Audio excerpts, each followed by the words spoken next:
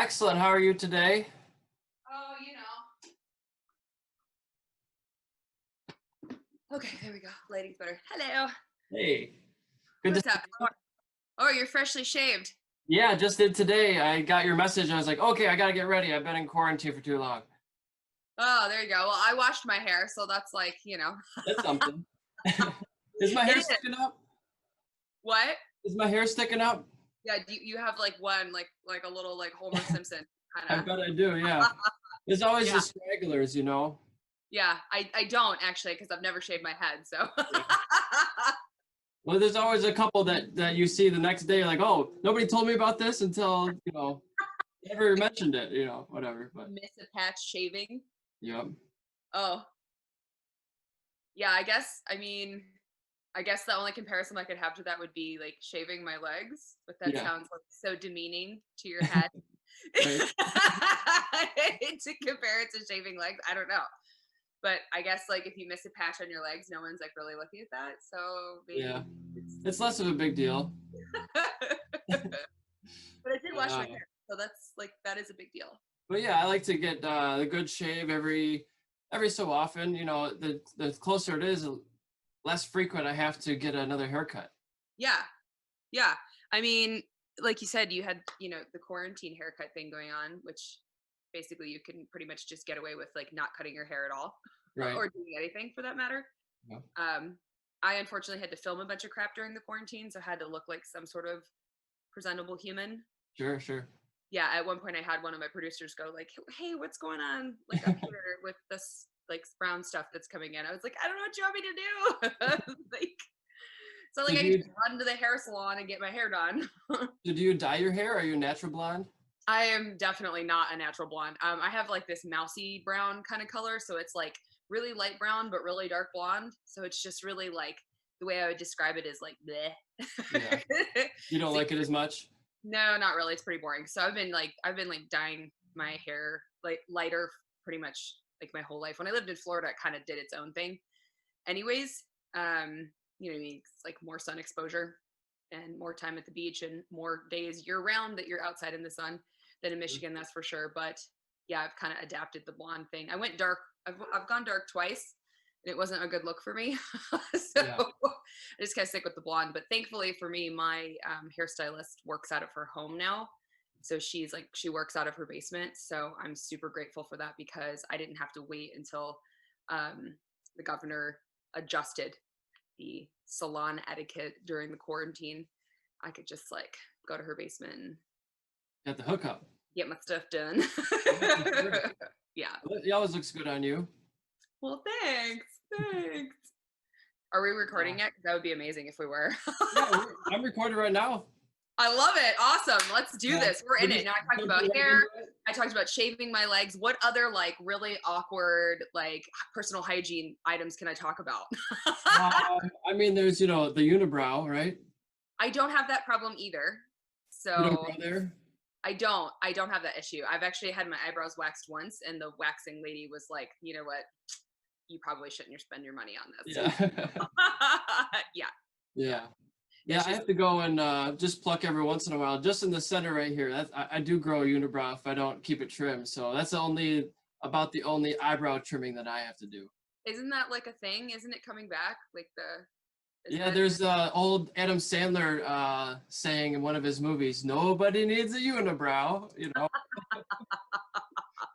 I mean, I feel like guys can definitely pull it off more than girls could. Not that like I'm encouraging girls to like, rock it by any means, but I think that men could probably get away with a little bit more facial hair in I feel like if you're Italian, it guys. just comes with territory, right? Yeah. Pretty much. Pretty much. But uh, but yeah, I see those cool track maps you got on your wall back there. I see Laguna Seca. Yeah. Um, This has become my like little like um Zoom. Barber and Road America. Is that VIR maybe? Yeah, so these are all the racetracks that I have personally had the opportunity to ride on. Um, so Barber, Road America, VIR, Gingerman, Mid O, NJMP. I think this is Thunderbolt, but I think I actually rode on Lightning. But to Okay. be truthful, I cannot remember. Tail of the Dragon and Laguna Seca. Okay, yeah, I was wondering what that point-to-point one was, but yeah, Tail of the Dragon. Yeah, Dragon. Very Yeah, cool. they didn't That's have awesome. like yeah, they didn't have like the full spectrum of North American racetracks, obviously. Like I was actually really surprised to see Gingerman as Yeah, one of them. But as you probably know, G-Man is a really, really popular road course for cars. right, right. So I think maybe, not that I want to diss our motorcycle fan by any means, but I think maybe the four-wheel community may have been more catered to with these track sculptures than Yeah, the two-wheel community. So those they are have really cool. like all the car tracks, but like Grattan and Nelson's and some of like the smaller grassroots tracks, like Little Tally and those kinds of places, like they didn't have that kind of stuff. Yeah, I've seen those wooden track sculptures Yeah, where they yeah. even have the elevation into the gradient of how thick it is at some points. That's really Yeah, cool. I can see myself getting one of those. yeah, those are cool too. I've seen them in carbon fiber as well. Okay. Obviously, like 5 times the price of the Yeah. wood ones. But yeah, I think they might do them with 3D printing and then recreate it with the carbon fiber or the wood. I'm not really sure, but those are super cool too. Yeah. Um, I just like to And have. I have motorcycle artwork and nostalgia like all over the house. It's yeah. kind of And John. I love there was an old Ben Spee's video. It was like a joke video that he put out about all the different track layouts, and you can make these track layouts into like different creatures or animals or lobsters, and it's like all the different tracks. If you put an eye at the top of the Laguna Seca map, there you got a big mouth for the Yeah, they actually sell that in T-shirts and stuff now. Like that's become like a cultural thing for Laguna yeah. Seca, right? Like the little like track monster that looks like Yep. he's about to eat like a giant taco or something, or like a big piece Yeah. of pizza So it's like this inside joke between all the motorcyclists and trying to make out what all the maps are and like guessing like a Rorschach ink block test. for road race courses. Uh, Yeah. I mean, I guess like trying to think. I mean, they just look like racetracks to me, but maybe I've looked at them too much. You gotta squint and maybe have a couple drinks. Yeah, right. Well, I think maybe if, like, I mean, it is my basement after all. I mean, I think if you got rid of like the actual descriptions, like it's got turn by turn descriptions, and then it's got like little, you know what I mean? Like there's notes about the course, like the length of the course, the Oh top yeah. speed, record set, things like that. Maybe if you like, you know what I mean, made it more of like an ink block test where it was literally just an overview, like a bird's eye view of the track layout. I think maybe you could get a little bit more creative. But to me, all I see is like, I mean, there's like trees included in these. So that's like all Yeah. I can see is like Everything. the racetrack. Yeah, clearly. But so you've got to have been to more racetracks than those 8 on the wall over there.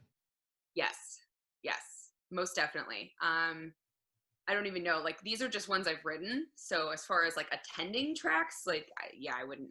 I've lost count of that a long time ago, and that's like even outside of just motorcycling specifically. I mean, covering racing as a reporter for so many years, like God, I've been to all kinds of tracks, like rallycross tracks. I've been to like you know what I mean, like short tracks for trucks, short tracks for cars, short tracks for motorcycles, for flat track.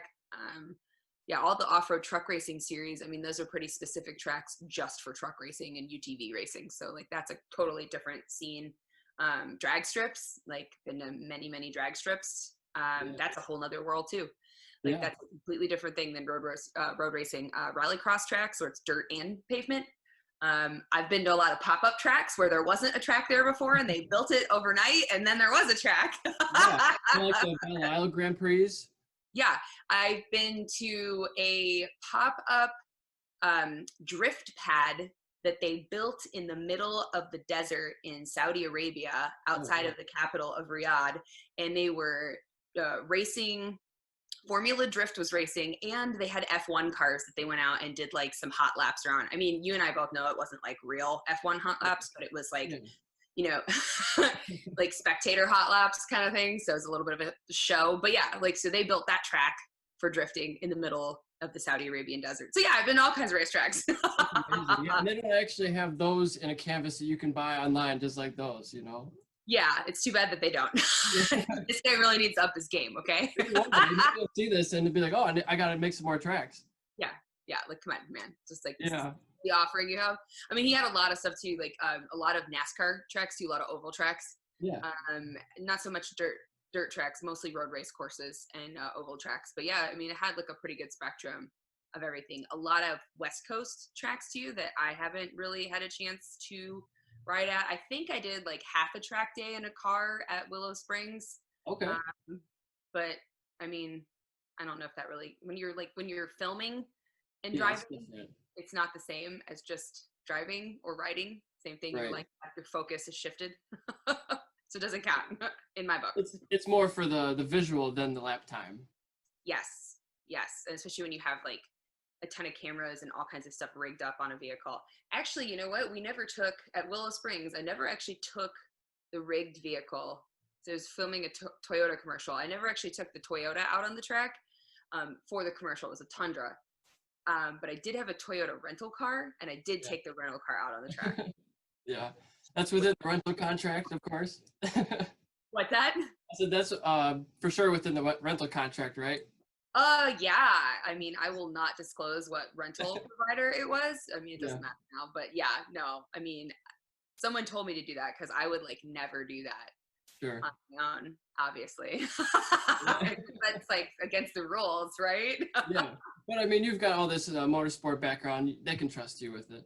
Sure. I mean, I kind of feel like you should wear a sign, like a caution sign when you rent a car, like dangerous driver, you probably should reconsider renting to me. Right. Or like maybe offering me some like mandatory insurance or something. Do you have a race license? I had a motorcycle race license, probably like 100 years ago. I got one of those Team Chicago day thing. And even I felt like I didn't deserve it because it was actually snowing at Grattan. And they went and took a leaf blower to get the snow off turn 1 and 2. Oh, yeah. And I was like, nope, I'm good.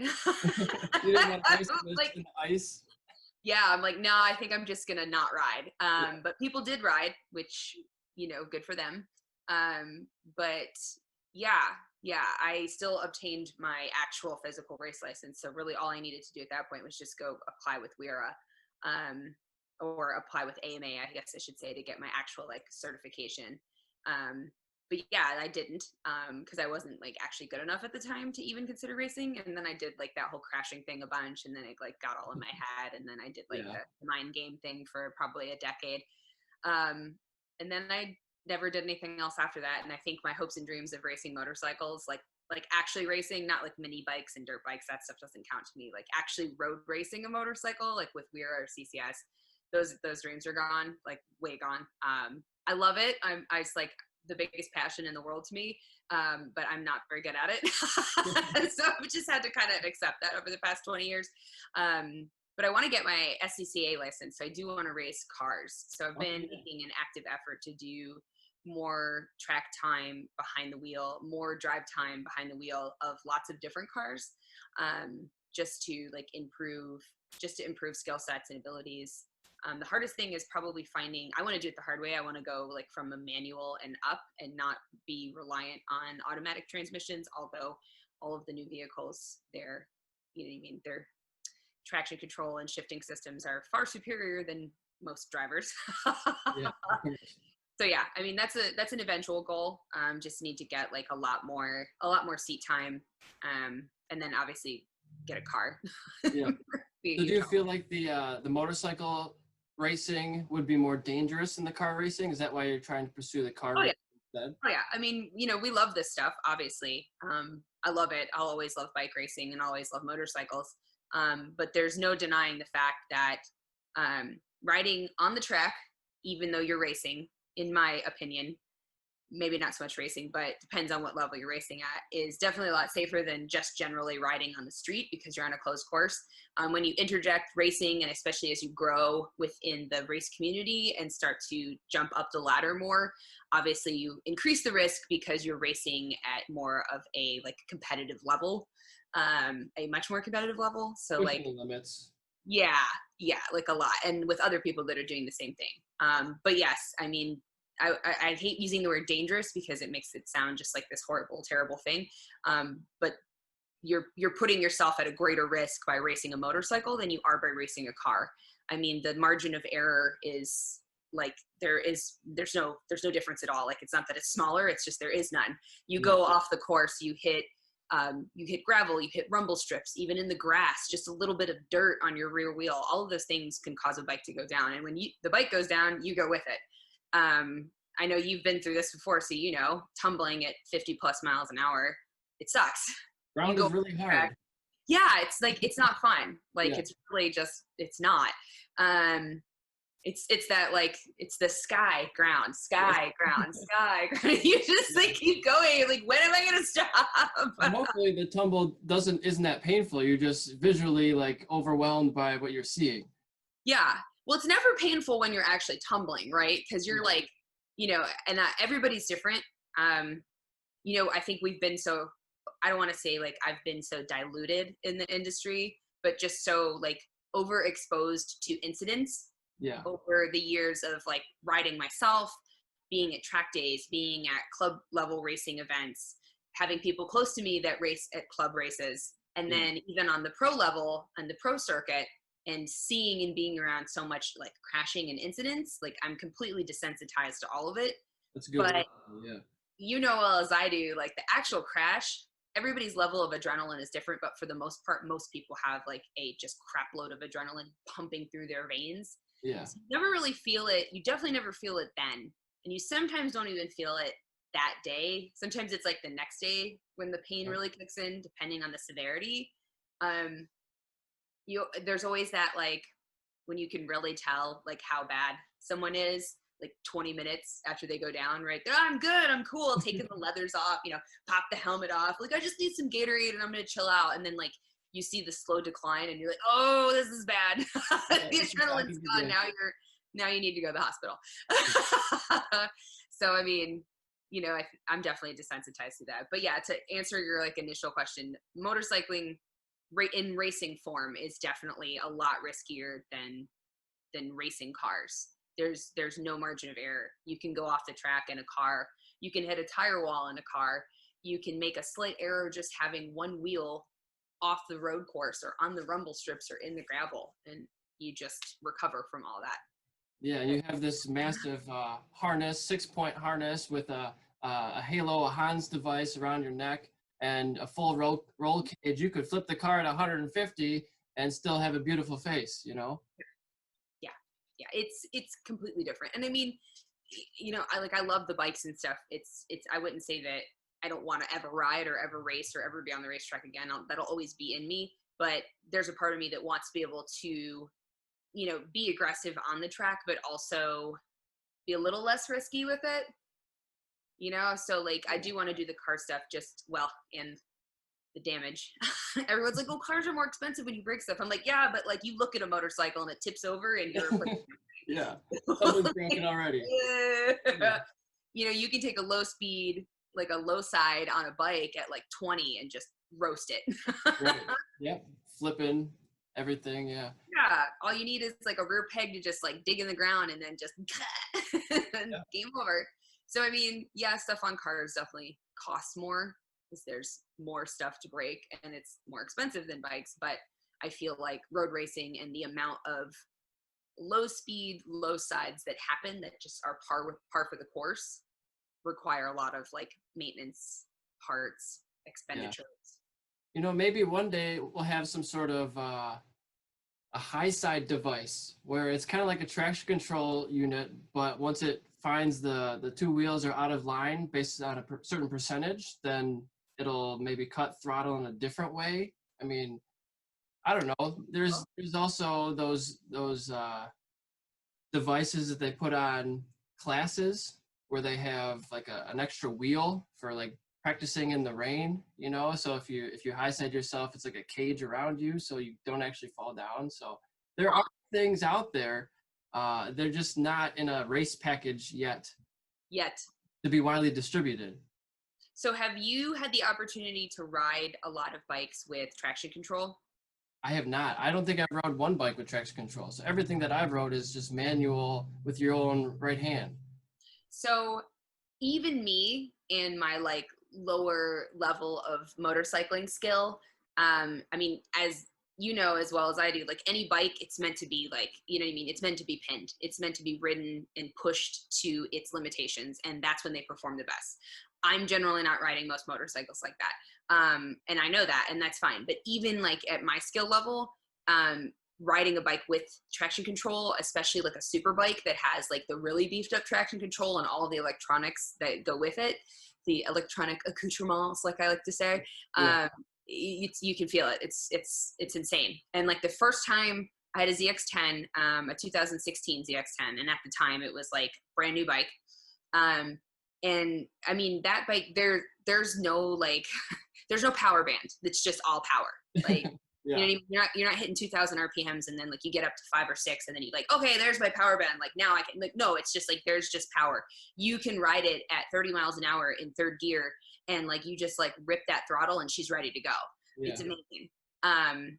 But you can feel, like I could feel when the traction control would kick in. Like I'll never forget the first time the back wheel stepped out. And I'm sure in my mind, it felt like, you know, the whole bike went completely sideways. And, like, Yeah.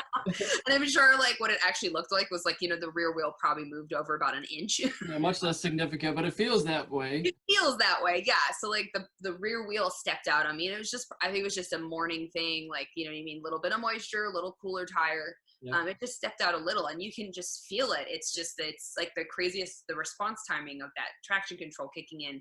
And I had it set on like one of the lower settings. So it wasn't tweaked up all the way. So if you were racing that bike and you were really putting all the power through that rear drivetrain into that rear wheel, like I can't imagine what it would feel like to have what would be a spin out and that just kicks in and it's like, whoa, now it's good. Yeah, and that kind of stuff, I mean, you could say maybe it makes the rider have to be less skilled in a way, but what if you could eliminate high sides? Like we're not there yet, but I think for longevity of riders and for the sport as a whole, wouldn't that be a great thing if you could at least reduce that? I mean, totally. Like obviously anything to create a safer environment is better. Yeah. I think it's arguable to an extent though, what the things like that electronics can do for a rider. I mean, there's definitely a dependency that can become created from it, but also having all of those beefed up electronics, if you don't know how to use them or you're not able to relay the proper information to a race team. So I guess if you're speaking specifically on a race level, all of that stuff is useless if you don't know how to communicate it properly and you aren't providing the proper information to the people that are acquiring this data and using it as R&D for a race team. It's useless. So like you need a rider that's just as skilled in understanding the motorcycle with or without electronics regardless. Now, as far as like going more to like a novice rider or just a track day rider or even just a street day rider, then I definitely agree with you that, you know what I mean, you're placing a lot more dependency on the electronics and less on actual rider skill. Whereas if you flash back years before to bikes where I need you've probably ridden an old bike with like a steel frame, not an aluminum frame. Like that's a whole different world too. You know, you got this stiff old throttle cable and everything, and it's no fly-by-wire, no electronics, no nothing. Yeah. And I mean, it's a totally different machine. So there is a lot more skill needed to ride stuff like that. It's just like driving a car, like I said before, with the manual transmission versus an automatic transmission. Yes, the automatic transmission in newer sports cars is significantly better. Yeah. But you're relying on that. Yeah. And talk about your love for Kawasaki for a moment. I that was my first bike. I had a 08 250 when that was my first motorcycle I ever bought. Brand new off the showroom floor. I had a 06 636 and I also had a 09 600. So I've had 3 Kawasaki's in all of my motorcycles, and I loved them all. They some of the transmissions weren't the best, but they helped me do quite a lot, and I love those bikes. An 08 Ninja 250, that was the year that they completely redesigned the body, right? That's the one that looked like a 600. Yeah, I had an 08 as well. And that was a great bike. So kudos to Kawasaki on that bike for the fact that they really did nothing to it except redesign the fairings. Yeah. Because it was the same old 25-year-old stale single-cylinder 250 engine that they'd been putting in the bikes prior to that looked like this old square, ugly, with fuchsia paint, like dated bike. Yeah. It almost looked like an old, because of the way the fairings didn't look like a really small like boxer engine on the 250. Like they were so ugly. So all he needed was like a facelift on that. And I mean, they sold those things like hotcakes. I mean, I feel like that was the bike that really started making smaller displacement bikes in the US more popular because it looked like a 600. Yeah, I totally had that everybody bike. would, people used to make fun of you if you're at a 250. I'm like, well, nobody even knows it looks like a 250, and my 250 is faster than your car anyway. So You're like, that one cylinder and those 27 horsepowers, they're going straight to the ground. Okay. Yeah, I had that bike. I've had a handful of Kawasaki's. Actually, my very first motorcycle ever, which was a really long time ago, but I'm not going to tell you how long because then that would reveal how old I am, and I'm obviously only 23. 23, yeah, you said 23. But yeah, my very first motorcycle was a Kawasaki ZX6E. Now, It's very important to note the E because that made it significantly less cool. Yeah. Is that electric? To be perfectly honest with you, I don't even know what the E stood for. It was considered more of their like touring version. So I used to call it the Shamu bike because it was huge. So you think about like a 96 ZX6, right? Like, and back in the 90s, they still had kind of like the fat tail. So it wasn't like the super sleek, like, pointy tail. They had the big fat tank and the big fat front or whatever, but still it looked like a sport bike. And then you had my ZX6E, and the front of it looked like a sport bike. The side of it got like really insanely wide. The E may have been for endurance because I think the gas tank was bigger. I don't know. Okay. And then the back of it was just tragic. So like it had that single, like the mono seat. So it was like the front seat and then raised. Yeah. Yeah, that was like so 90s. Terrible. It was like purple and green?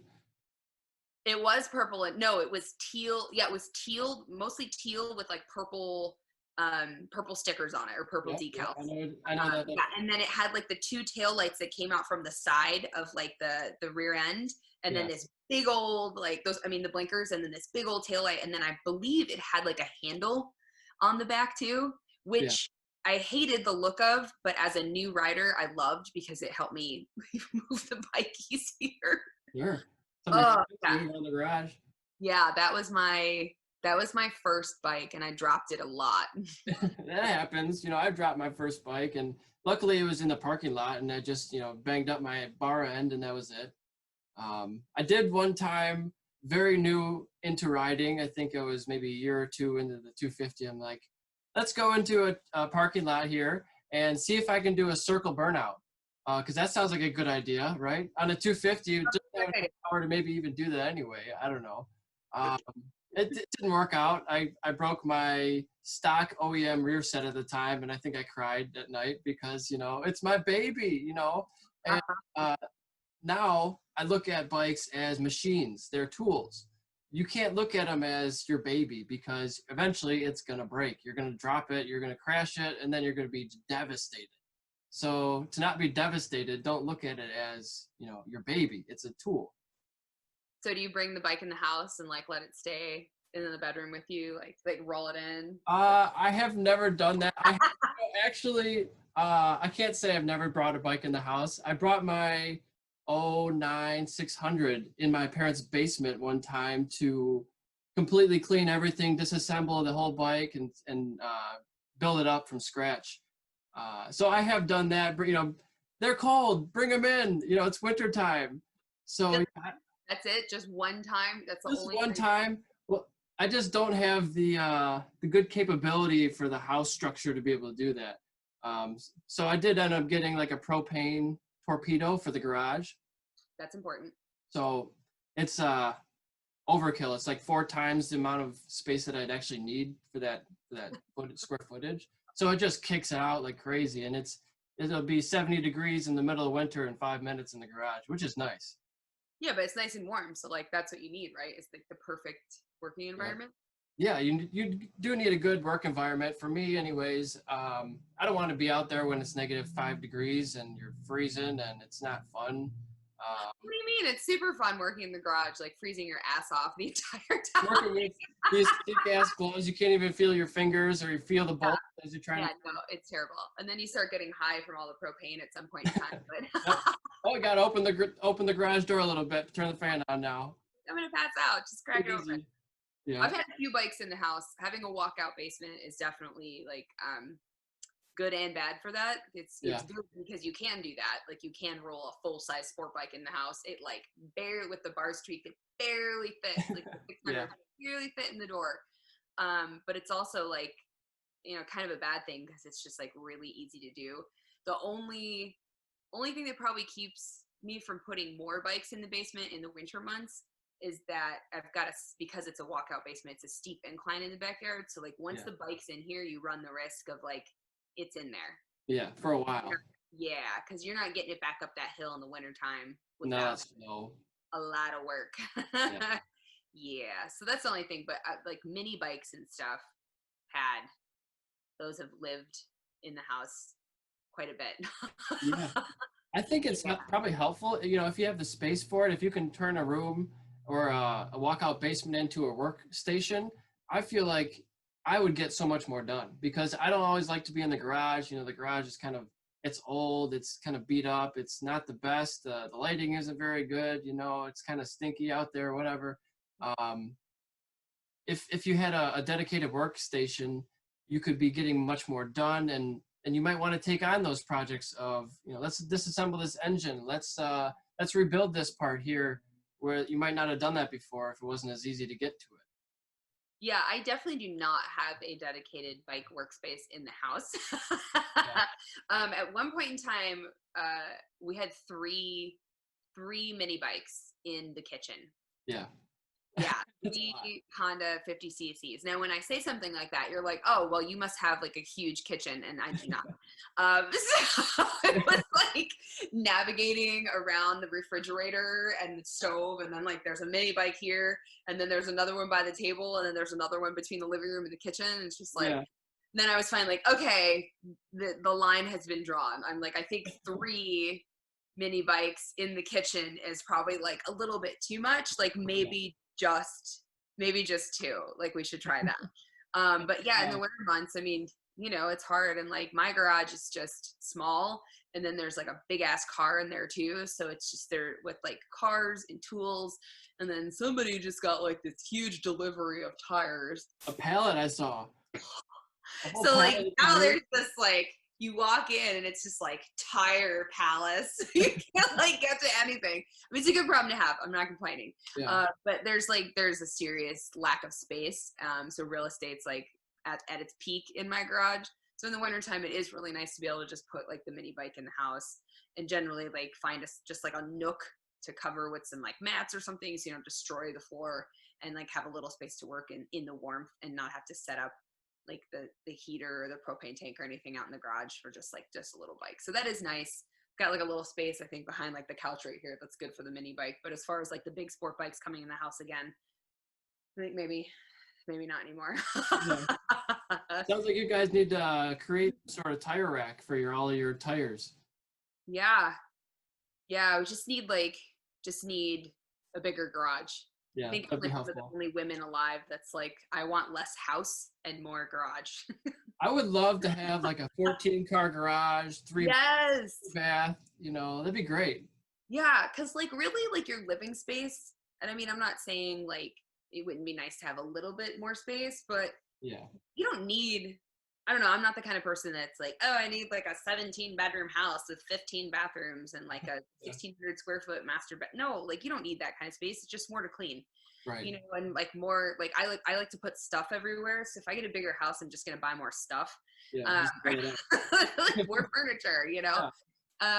So like I don't necessarily need a bigger house, but the garage, oh my gosh. I mean, I could probably do like I'd be fine with a garage that's like 10 times the size of the garage I have now. Like I would be really comfortable with that, where you have like a ton of space to spread out. When I work on projects, I'm like really, really, really organized and very OCD about disassembly, reassembly, parts organization, everything. And like a big stressor for me, which I cannot control because all the TV show stuff, like that's all out of my hands and it's other people's stuff with a lot of other people. So you can't, just gotta let it go. Yeah. But in my perfect world, I'm able to spread things out and have like parts organized. And it's really hard to do that with limited space. So that's like, I'm probably less inclined to work on stuff in my own garage based solely on that. Yeah. And now you say you like to have your parts organized very well. Do you take, are you writing down what this came off of, putting it into a Ziploc baggie with a sticky note? Are you doing the cupcake trays? Are you doing the sheet pans? What's your method for, are you taking videos or pictures once you take it off? How do you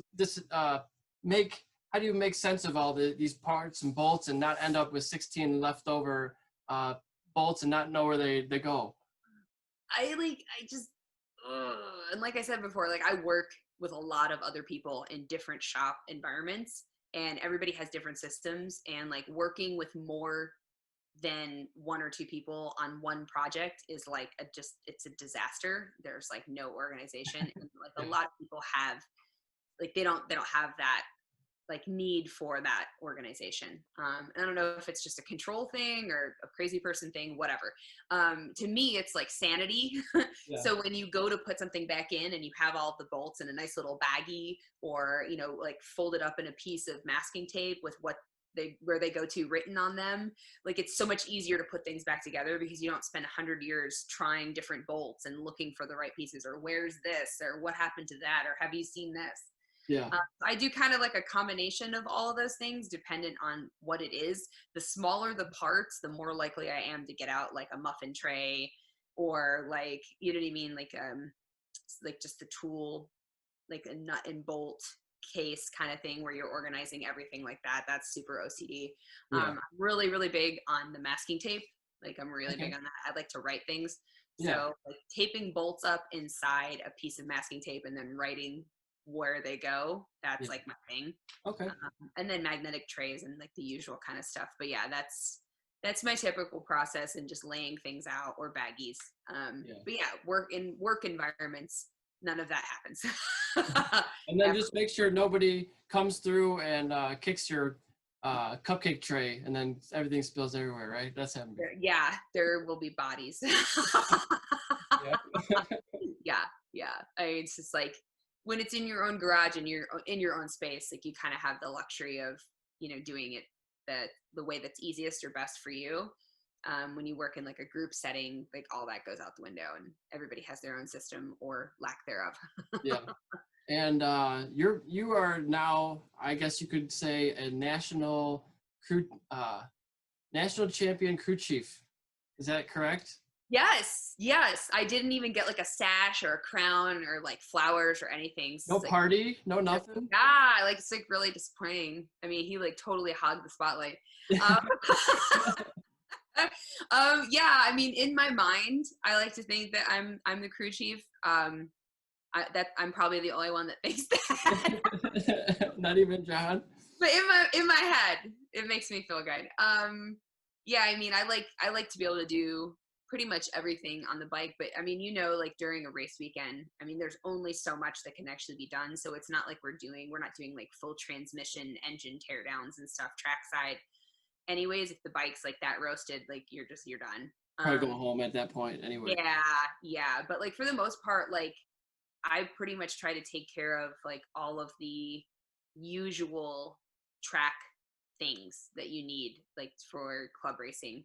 I mean, wheels don't count anymore because that's like, I mean, I should have started doing like, I needed one of those clicker things like you see the people at the doors at Disney. Oh yeah. How many times I've It's just a no-brainer for you. You might not think that's a big deal, but that is a big deal to be changing tires like that all the time. Well, now, thankfully, we have enough sets of wheels where we're not dealing with trackside tire changing. Oh, that's so nice. I've never dealt with that. I was always the guy scrambling because I'm in the next race and I need my tires changed now. And now I already know I'm not going to have enough time for my tire warmers to heat them up to operating temperature. So we've gotten super pro these last like couple years with multiple. I think we've got three sets of wheels, possibly even a fourth rear. I Well, think you have a rain already mounted. Is that right? one set has always got reins mounted for the most part, like to my knowledge. I think there might be a fourth rear, but I think the fourth rear wheel doesn't have the quick change. So that's the other thing. That's the other big like pro step for. Yeah. So for any like club racers listening to this, like just spend the money. It's totally worth it. All of the like the quick change pieces, and not to like just give Graves major snaps, but Graves basically is the one that has all of those available for the R6, and I'm sure there's other manufacturers that make them aftermarket for different bikes, but that's the one I'm the most familiar with. But the quick change stuff for the front and rear wheels. And that's like captive spacers. What does that all do So for basically, current setup, right? without like getting too explanatory with it, um, most front and rear wheels have spacers. They're all different on every bike, but the R6 has like I think it's 2 spacers on the front wheel and 1 spacer and a washer on the rear with the axle nut. If I remember correctly, because it's been so long now because we have the quick change. Yeah.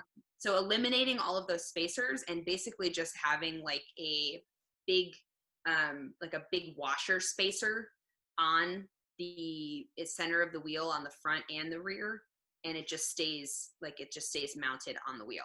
Yeah. So you're not dealing with those spacers every single time. So, and he also has the quick change front forks on his bike that rotate out. So if you wanted to, you could not take the calipers off. So you would literally just loosen the axle, so pinch bolts axle, take the axle out and rotate the front forks out and leave the calipers in place. And then you can just like slide it in. Yeah. I like to take the calipers off and do all that stuff because I feel like it's better sliding it in and it doesn't take that long.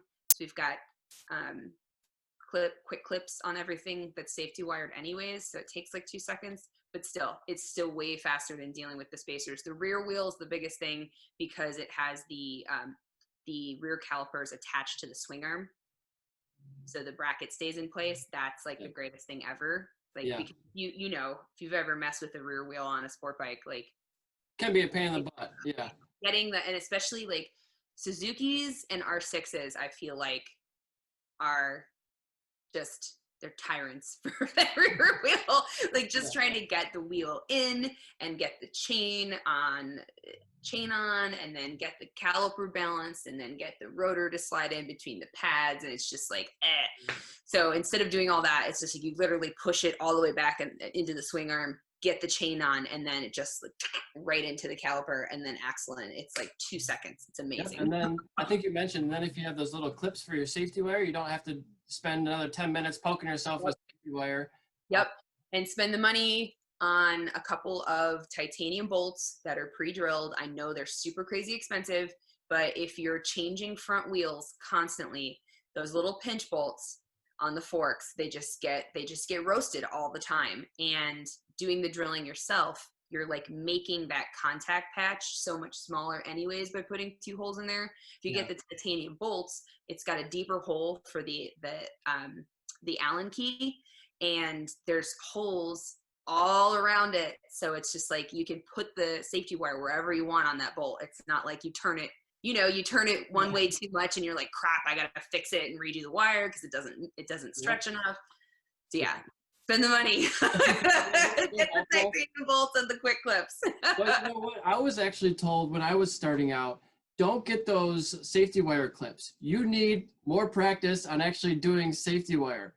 So I was like, okay, well, I'll just learn how to do it and ride the struggle bus longer. And you know what? There is something to that because I thought, maybe I should get better at this. And I did get better from more doing it. But how much did that really help me? I don't know. Was it more of a pain in the butt and take longer? Yes, but I'm a little bit more skilled at it now. So I don't know. You're a master with the safety wire pliers, which are like hell, but Yeah. I don't know. That one's arguable too. I kind of feel like that's like, you know what I mean? Like you can argue that point because technically the whole purpose of safety wire is to pull the bolt in the rotation of tightening it. So you would attach the bolt to the next bolt or to a stable surface to keep the bolt pulled in that tightened in that clockwise direction. So it would, if it were to loosen, it wouldn't be able to loosen anymore because it's tethered by the safety wire. That's the whole point of it. Right. So one could argue that literally just putting quick clips or like just throwing a piece of wire through a hole to a bolt and attaching it and tethering it to some surface doesn't really serve a purpose, except if the bolt were to come out, that it's just not going to fall on the ground. Yeah. I mean, ultimately, I think the big reason why a sanctioning body, and this is just purely my opinion, I have no idea, like, don't someone from Wera call me up and, like, you know, execute me for this. But I believe that the whole purpose of Wera or a club racing level sanctioning body puts that in place is for that exact reason. If something were to fall off, it wouldn't fall off on the race surface. It would be attached to a safety wire. Sure. And, you know, if you lose those caliper retaining pins, then you lose your front brakes going down the straightaway. That's not a good situation to be in. So. Yeah. Like if your pinch bolt falls out on your like front fork, like I think, although I don't know, I've had a bike go out without a rear wheel spacer on it before, and like it felt different, but like no one died. Yeah, it's not ideal. You could probably get through it, but it might not, you know, be the best for your wear and tear on your own machine. You might be causing some damage, or you might be putting yourself in more danger. Yeah, like I said, like, you know, there weren't any catastrophes, but it was like less than ideal, right? Yeah. Like that's not how it should be. Yeah, for sure. Yeah, so I mean, you know, there's kind of like opinions around that too. Like I think safety is of the utmost importance. So one could argue that putting like quick clips in things like caliper bolts and pinch bolts and that kind of stuff, or even like the rear axle nut, like doesn't really serve the full purpose of safety wiring, but it's certainly a hell of a lot better to put those little quick clips on. Oh, and yeah. You got it with the nice little like rubber tubing. Yeah. Around. Oh, it's like so fancy. Very fancy. The rubber tubing around the safety wire too, so that metal stays intact and it doesn't rub on anything or catch on anything, and it just stays on there forever. I even did it with the GoPro last time. Yeah. Like I went full on. The tubing and all? Oh yeah, tubing, the quick clip, everything with the GoPro tether. So like. There you go. Feeling good. The really fancy is when you do the little plastic shrink wrap. Oh yeah, yeah. That's like super hardcore. Yeah. And I guess getting back into some of the car stuff, I saw you a couple of weeks ago, and you had said you went to the M1 concourse. And tell me about that experience. You drove, was it a Ferrari? I think you said. 488. Yeah, yeah. Right. That was cool. That was really cool. I've been to M1 concourse a handful of times for different events, and then the Roadkill Nights event that's like drag racing on Woodwards. That's a huge event there. So I've been to that facility. I've actually been on the track a handful of times too, as a driver, but like a very like glacial pace. I wouldn't say like track day. Glacial pace? I never heard that before. Yeah, I would say like you know, like you can just drive around the track kind of pace, like just check it out type thing, not like, you know, don't get fancy. And then I've done like Dodge does their thrill rides there during Roadkill Nights, and I've done like passenger hot laps, which I mean, like, don't get me wrong, it's fun, but like being a passenger, it's just like I'm good. The reins in your hands. Right? What? You want to have the reins in your hands. Yeah, I'm like, I just it doesn't really do it for me anymore. Yeah. I'd rather drive. I'd rather actually not ride than like ride and not drive. Does that make sense? Like, I'd rather just. Does that sound weird? Like, that sounds so bratty. No, like, I understand what you mean, because it's so different. Like, I've only been on the back of a bike a handful of times, and the times that I was like, I don't like this at all. This is really weird. I don't have control. I was like, I wouldn't have done that. I would have, you know, I'm just being my own backseat driver, and it just was such a weird experience for me. Yeah. I mean, I guess you could call it like, you know, riding bitch. However that phrase came about, we won't get into that. But yeah, I don't generally prefer riding on the back of a motorcycle. I mean, that's how I started out in motorcycles. I mean, that's kind of, Most people do. Yeah. That's the way a lot of women start out riding as a passenger, because their boyfriend or their friend or like, you know, somebody they know has a bike and they want to ride, so they come out. It's really easy for girls to just hop on back. And I mean, I did that for a very short period of time, and I like knew right away. Actually went down as a passenger, and that's probably, knock on something, to date one of my worst crashes ever, on the street. And then of course the first thing I did after that was go buy my own motorcycle.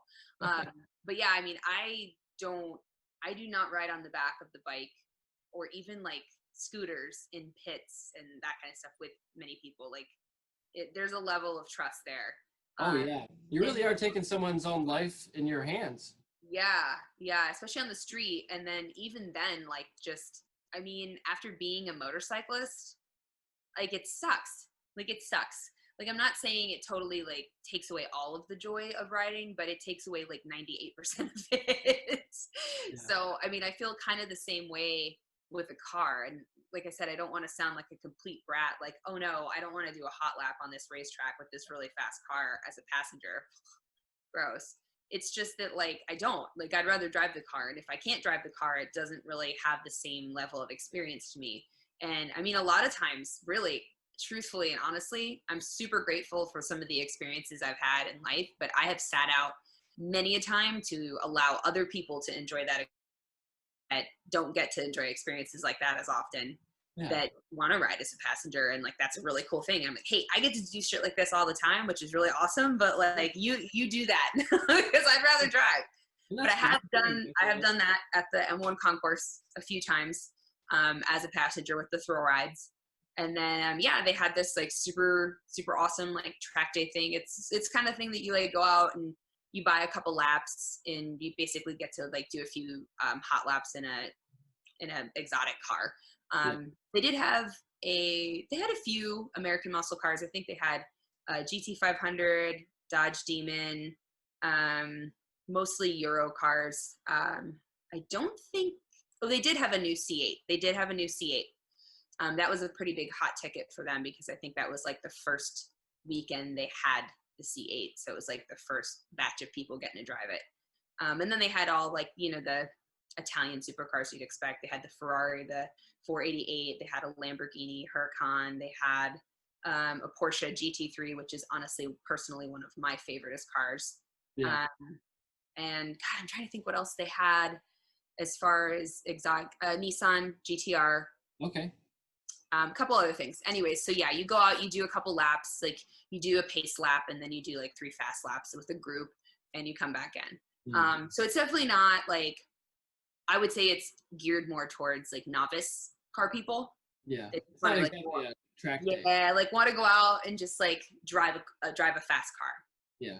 They have an instructor with you. The instructor's giving you like very specific driving cues. So gas, brake here, turn here, drift out, you know, farther out on the track, get in tighter. Like they're basically cueing you the entire time.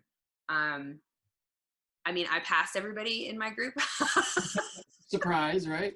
And then it was actually really fun because the pace car, I had done a few, they let you do like laps in the safety car before you do your session if you'd like. Yeah. I think that costs extra, but I don't know. So you do like a couple laps in the safety car, get a feel for the track. So I did that, of course, but, you know, just kind of chatting with him, and he's like a motorcycle guy. So of course we got started talking about bikes and road racing, and he's been to Pittsburgh International Raceway. He remembers the old Beef Run days. Yeah. But he was the pace car driver in my group when I went. So I passed like 4 of the cars in my group. So I get up to the front of the pack, and you only get like 3 laps. It's pretty quick. I get up to the front, and like then I'm on his tail, and I already knew. I was like, oh, we're ready to go now. So he was in a what is that 4-door Chevy car that's like it's not a Malibu. It's a Miro maybe, or oh god, it's their like fastest sedan basically. So it was a little souped up as a pace car, but like it was, you know, it was pretty good. I mean, I was in the Ferrari, so it's not a Ferrari, but you know, it like he was rolling. So I'm convinced that the Ferrari had a governor on it, but yeah. Yeah, it sounds like a blast, you know. What you said you have a passion for all these cars. Do you think you'll be one of those people who gets like a Mazda Miata and does track days with that, or like what kind of What kind of car are you thinking here? Are you thinking like a full-on Lexus RCF GT3 or open wheel Indy car? What are you thinking here? Mm. What are your aspirations? You just want to get around a track in a car, or do you have like I want to do IMSA? So the dreams for things like IMSA have sailed. So Yeah. really just like SCCA, so all like club level. Yeah. Um, definitely. Because I'm not willing. The level of dedication that you have to have for that, like those types of prestigious levels of racing, Yeah. have to be astronomical. And I don't have that level of dedication specific to just racing mentally and time wise Yeah. to pursue something like that. So that's not even on the table for me. The Miata that you bring that up is like, it's literally like the entry level race car. Yeah. It's what everybody goes to. It's the entry level race car because there's a crap load of them. They're affordable.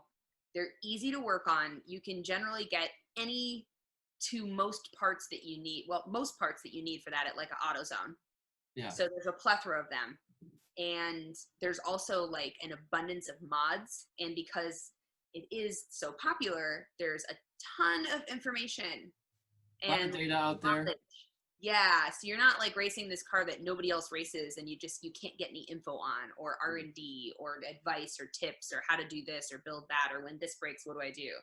So it definitely, I would say that is like the number one, at least from the experience I have and the like reading I've done and the people I've talked with in the industry, that's like the number one entry level racer car. Yeah. Um, I mean, there's other ones out there, like maybe even the Honda S2000, I think might be. That's a big one too. The roll cage on both of those cars, that's a big thing. That's a really big Strong thing enough. for those cars. Yeah, is making that mod. Okay. S2000's big. Civics and stuff surprisingly aren't too big. If you're going rotary, an RX-7 is also another popular like track car, but again, that's you get into like rotary engine world, and that's The whole new ball game. yeah, that's not my world. And then you get like your basic autocross track cars too, like C5s and C6 Corvettes. Those are super popular too.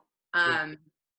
I'm like leaning more towards like the E36 BMW area. That's also popular for track cars. Like a old three series E36, like mid 90s.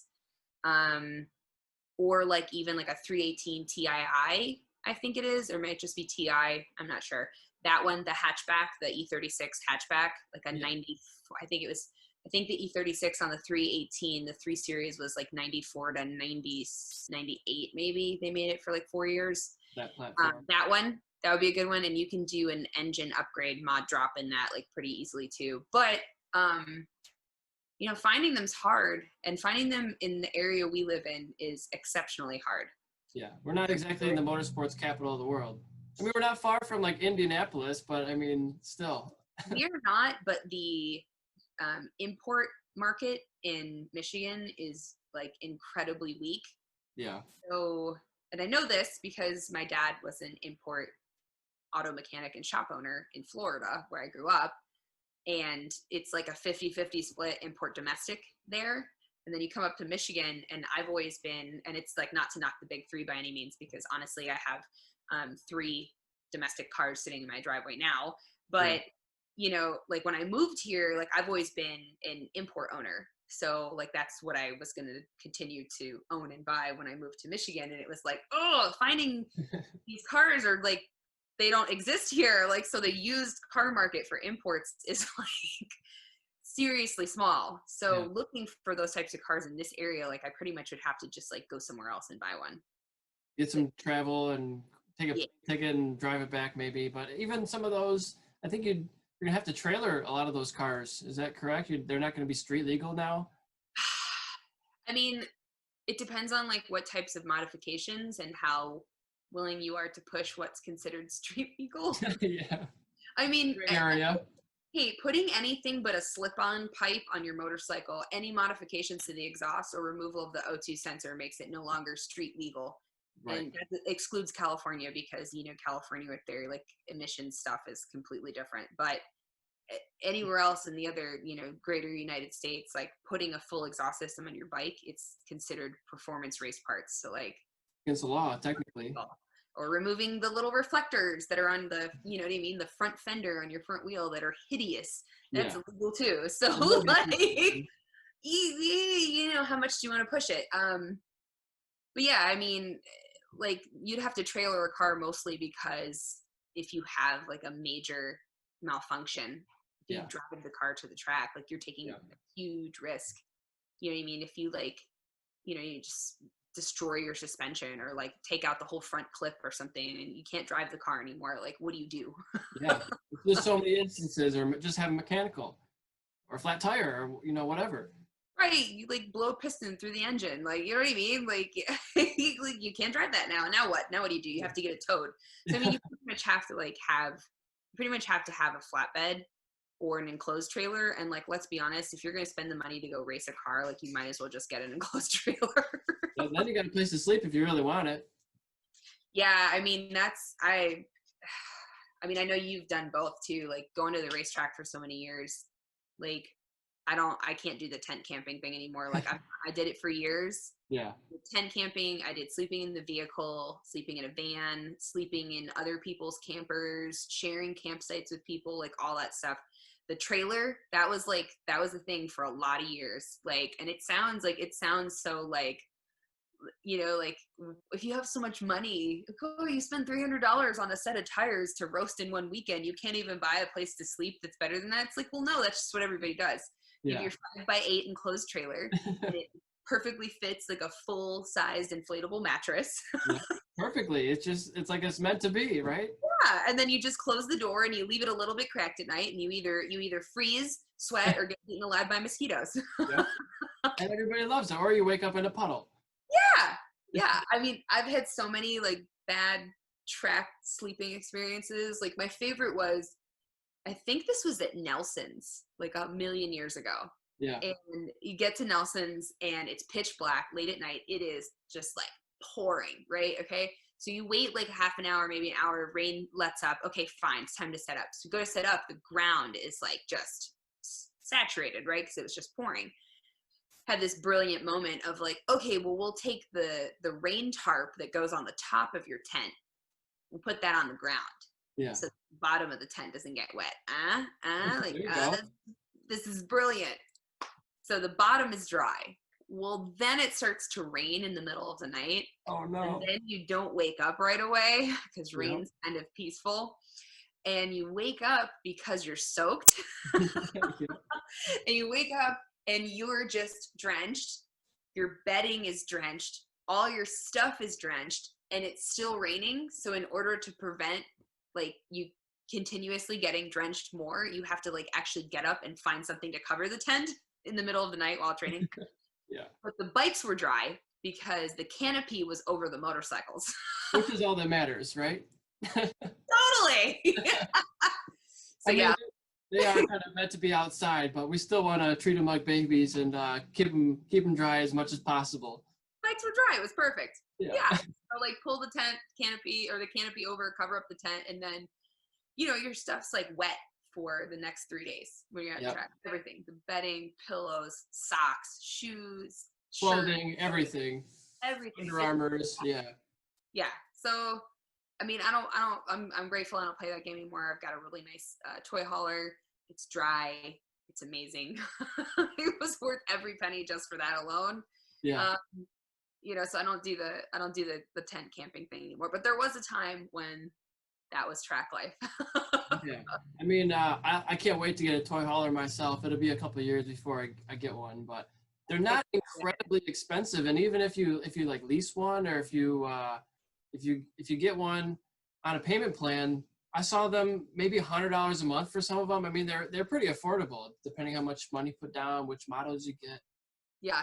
The only thing is like, do your research. Like the one piece of advice I would say is do your research before you like get latched onto a specific brand or style, just because they're basically toothpicks with wheels. Yeah, they're very flimsy. It's like wallpaper and toothpicks. Like that's what these things are made out of. And then they just like throw two axles underneath there and call it a trailer. Right. So like mine, just like the basic wear and tear on owning anything, a car, a motorcycle, a home, it happens, right? But the wear and tear on this camper, it's like, oh my gosh, it's so Yeah. delicate. I feel like it's such a thing that's so rugged but so delicate. Well, I think it's so tough because they have to make it as light as possible, but then also supposed to withstand, heavy use, which is Yeah. not going to happen. No, no, it does not sustain heavy anything. Right. Yeah, it's like literally like it's so like that. I feel like my camper is just so dainty sometimes, and like after having it, I mean, I think mine's like a 2017, so only having it for a few years, it's like I feel like it's falling apart. Yeah. Yeah, it's just like little. It's all little stuff. It's like the trim piece here is broken, the AC vent here is broken. The wood cracked here, the floor's peeling there. And Yeah. I mean, it's like, the other day I went out to the camper and just went to go grab something. It'd been locked up for a week, and I opened the door, get this space full of gas, and I'm like, what? Where's this gasoline smell coming from? The Right. generator had tipped over in the garage area, pouring gas everywhere, all over the floor. Well, it warped the flooring. So it was like this big floor bubble. Yeah. Oh no. I'm like, oh god. Like, hope that dries out. Yeah. Like, should I pop it? Like, Oh man, like a blister. yeah. So do Okay. your research on them and know that you're gonna lose money. Like, you're never gonna make money on a camper. But yeah, like it's depending on how much you use it. Like for me, as much as I use mine, it's totally worth it because like people stay in it too, like friends stay in it trackside, and that is a big reason why I wanted to get one also, so that like everybody wasn't tent camping and being wet and miserable and cold. Yeah. And let me just tell you, after last season of racing, it was worth its weight in gold. Rained a lot last season, right? Every single round. Yeah. In a few rounds it was like almost a complete, I mean, the Barber, the GNF, it was like a tsunami came through, like Right. or a monsoon, I guess you would say. Like Yeah. a monsoon came through the state of Alabama during that race weekend, and I mean the whole paddock was flooded, and there's just water, just like a river through the paddock, and like I can't imagine have been in a tent out in the grass areas at that facility. Like, Yeah. no way, no way. And Like, you guys are, with a roof over our head. yeah, and you're not just out there competing in regionals anymore. You're doing it at a higher level, competing for legitimate national championships. So it's like, okay, the tent camping is great for when you're doing track days, maybe Totally. you don't have a whole lot of money behind you, but when you're at the national stage, maybe it's time now to step it up and get a little bit more relaxation and a better sleep environment, so that you can wake up in the morning and perform at your best. Totally. And then there's a few places too where like tent camping isn't really optimal. Like Mid Ohio is the perfect example. Um, you've been to Mid-O Mhm. during a race weekend. Okay. So like during like the Vintage Days events, which is huge, there's like a designated area for tent camping, which is not in that like lower paddock, which is basically where you want to be if you're So racing. far away from where you'd have to be for your normal pit area. You can't do it. Like, No. and then there's that second lot in between like the grassy area and like the middle paddock, the main paddock. Yeah. And there's like a little grassy patch there, like where I think they probably just look the other way. A few people that tent camp there, but if you don't get that spot, like you're hosed. And Yeah. that's pretty much it for tent camping, unless you go like out in BFE, So that track, a couple other tracks too, even like Pittsburgh now, like the whole paddock is paved, and Yeah. like a lot of places now will not let you tent camp on the pavement. So like you got to go far out, and like that's the other thing too, is like that sucks. And the biggest thing for me, like as a woman, was like bathroom.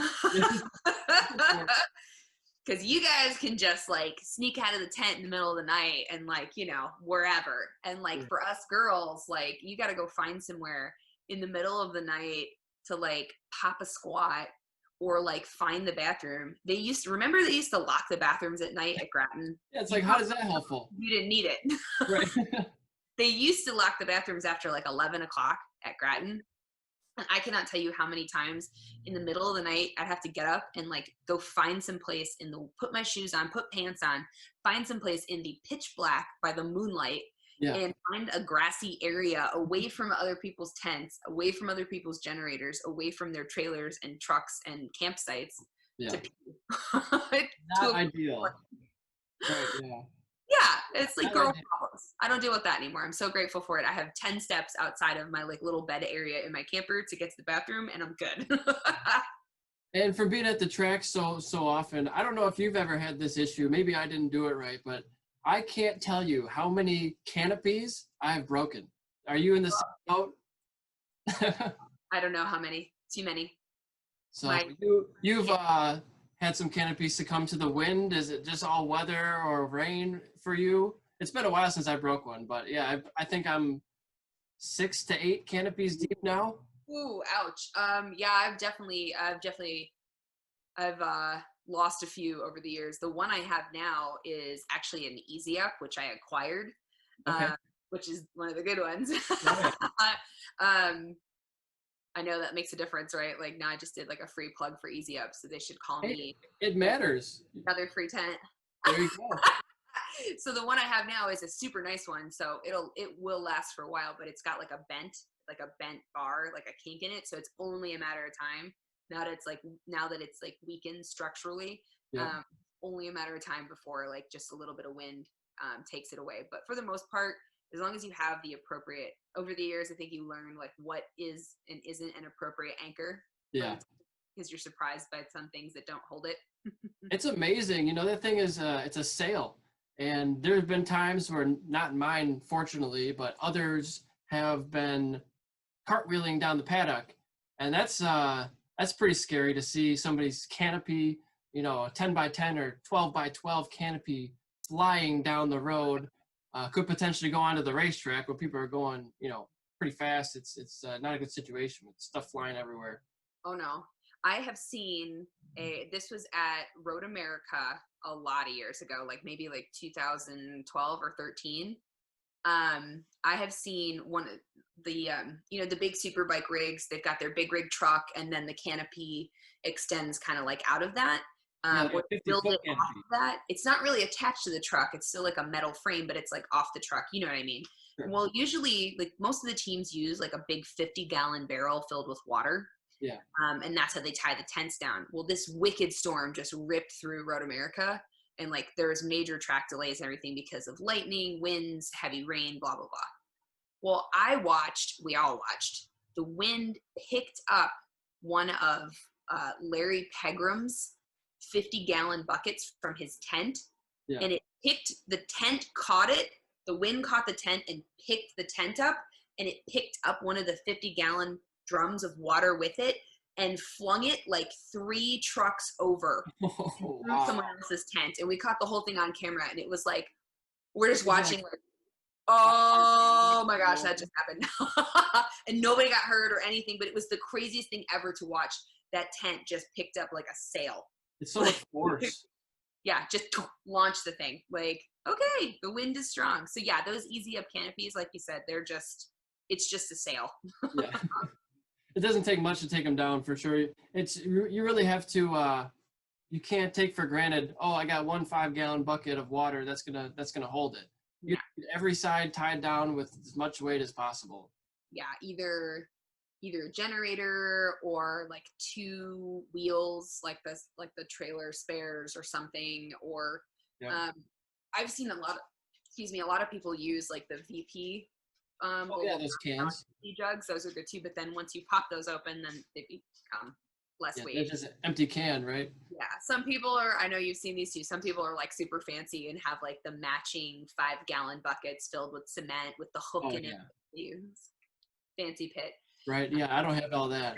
I don't have that either. But well, also, I don't want to bring, 5 or 4 cement buckets with me. I want to fill it up with water when I get there so you don't have to cart all that weight around. That's a big part of it too. Oh. So, I mean, I learned the hard way with my toy hauler that there is a weight limit. Oh, yeah. Yeah, at one point, I mean, those things have like, they have a tow capacity, they have a weight capacity, but It's iffy. arguable again. Yeah. I had at one point I had 3 sport bikes in the back of the toy hauler, plus a toolbox, plus gear, equipment, generator, a bunch of other stuff. So like it was a pretty substantial amount of weight. I would say it was probably close to like 2,000 pounds back there Yeah. with everything. And I think the biggest issue was that there just wasn't enough weight in the front of the trailer, and I think it actually bent the frame of my trailer. Oh, wow. Yeah. It was like a combination of that and parking. So this was like the first year I had it. So again, it's like a hard lesson to be learned. But parking on like a not perfectly level surface and then not leveling it out properly with the trailer jacks and then having it overweighted in the back and then putting people inside of it. Like at some point in time, like the axles got a little twisted in the frame. It's also a little bit of a manufacturer flaw with how the box is sat on the frame. So it's not 100% my fault. It's like 10% my fault. Sure. Didn't know any of that. But yeah, learn the hard way that you can definitely overload a trailer. So I'm totally with you on bringing like 5-gallon buckets filled with an extra 10 to 15, maybe even 20 pounds of cement on top of all the other crap you're carrying. Yeah. While it looks nice. Looks professional anyway. It Looks does like look nice. It's like extra. It's extra weight. Yeah, not mandatory, that's for sure. No. I mean, unless you want things that you have. Yeah, I mean, unless you want like a super fancy paddock, but then we go places like Nelson Ledges, and it's kind of like, Yeah. like, why are we worried about being fancy here? Right. Talk about Nelson. I remember being there, like almost all alone one Thursday night before a Friday track day in maybe 2012, and there being creatures in the dark looking at me from all different angles, and you could see these eyes in the darkness. You're shining your flashlight and you're seeing eyes, and like, okay, it's not my mind. There are animals out there. What animals are out there? And there's just tons of cats in the tires because there's a wall that goes around the whole course there, and there's just cats living in the tires and in the trash cans, and they were trying to, I mean, they weren't taking my stuff, but they were like walking up by me in the dark and spooking me a little bit. Like creepy track cats. Yep. Yeah, I mean, Nelson's has come a long way over the years from like the first time I went there, probably, I don't know, like 14 years ago, maybe more. I don't even know. Long time ago. To like now being there, 2 weeks ago. It's come a long way. I mean, it's still grassroots. Like that's a really nice way. Yeah, that's a nice way to say it's not. Like, oh yeah, it's like a grassroots track, But I remember the first time I went there, like they didn't have running water in the bathrooms. Like it was literally just like a hole in the ground, and it was like a trick because you went to go to the bathroom and it's in like an outhouse, but it's a big outhouse, so it's like there's stalls, so it looks like a normal bathroom. You open the stall up and it looks like a toilet because it's actually a toilet, but the toilet is just it's just like a fake back. Yeah. Over a tube The fake facade that just goes in the ground. So it's just like a fake toilet, or it's just like a toilet seat over a pipe that goes in the ground, and you're like, this is different. That's awesome. Yeah. So yeah, they've come a long way. And they just repaved the track recently, so it's come a long way since when we boycotted it for Wera in like 2013, 14. I don't remember what year. Which was deservable because it was bad. I personally never rode it pre new pavement because it was so bad, and it was like the only reason anybody rode there was because Wera held the event there, and you needed to race there to get points if you were contending a championship. Yep. Otherwise, no one in their right mind would have ridden there. Yeah. So there was like no reason to ride on that track. So for me, I was like, well, I'm damn sure not spending my money or risking my life to do a track day on a track that everyone says don't ride. Right. Yeah, you'd never track day there. Yeah, like I'd been there for races only, but I'd never ridden it until recently. So now with the repave, I mean, the track itself is like super awesome. It's so grippy. Like the repave is so grippy. And I mean, you can already see like it has a shelf life, unfortunately. They all do. definitely got a shelf life. So I would say 5 years from now, it's going to be not, it's hopefully not another Grattan, but close. But I mean, like right now, like it's still good, you know, like it's not loaded up with sealer strips. It's not loaded up with cracks and grass and different types of pavement on top of pavement, on top of 7 different layers. sealer and all the stuff. It's still pretty good. Although they did do a little modification to the bump in the kink on the backstretch. Okay. Maybe should have left that alone. Keep it all the same. Yeah, they ground it down and then refilled it with asphalt. So I think I didn't ride on it this past time. I was supposed to ride the last time I was there and I was just too exhausted. But yeah, it didn't, like walking it didn't feel good. And then anybody who raced on it was like, I should have left it. Yeah. It was better before. It's tough to make those decisions. You don't know how it's going to be at the end of it.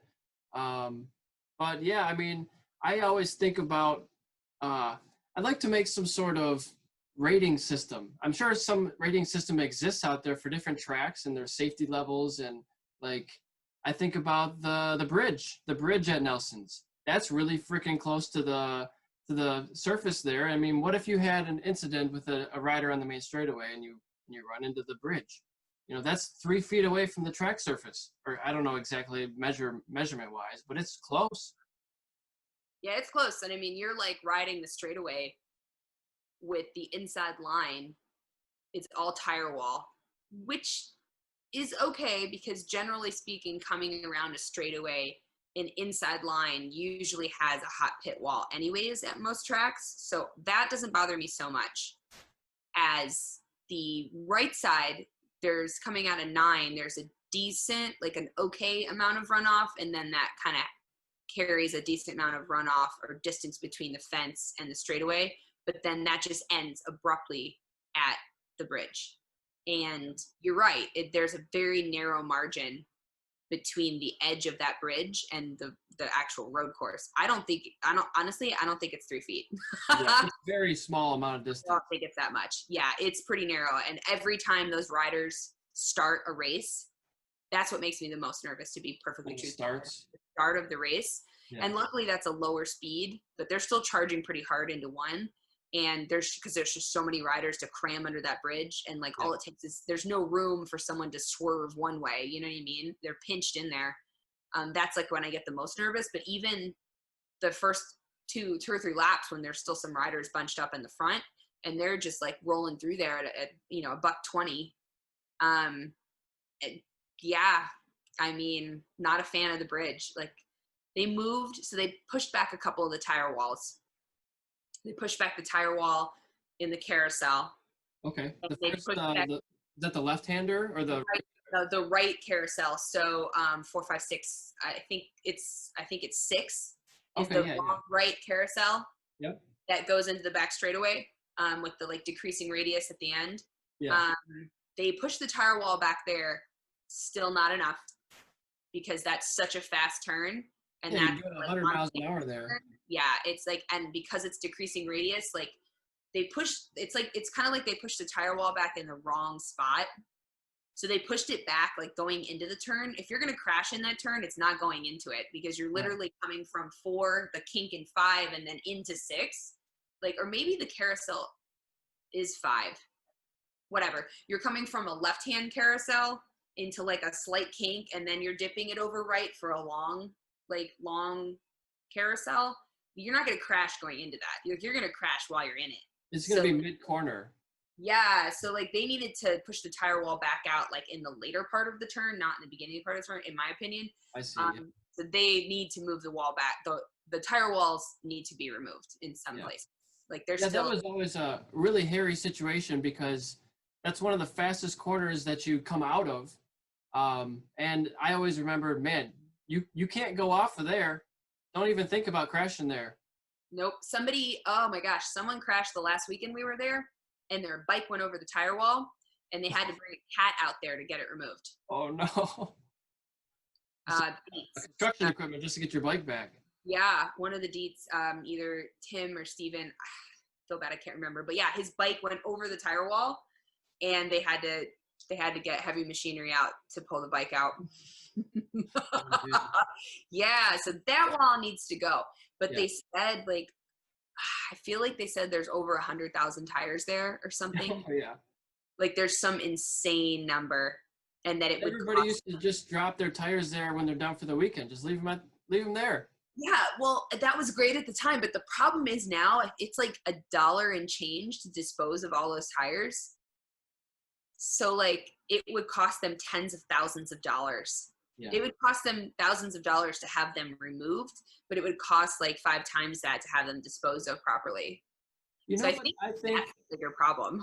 Yeah, is I think there are some playground companies that use the tire rubber for like different compounds for their playground structures and equipment and like things like. Like So maybe there might be a buyer somewhere for all those tires.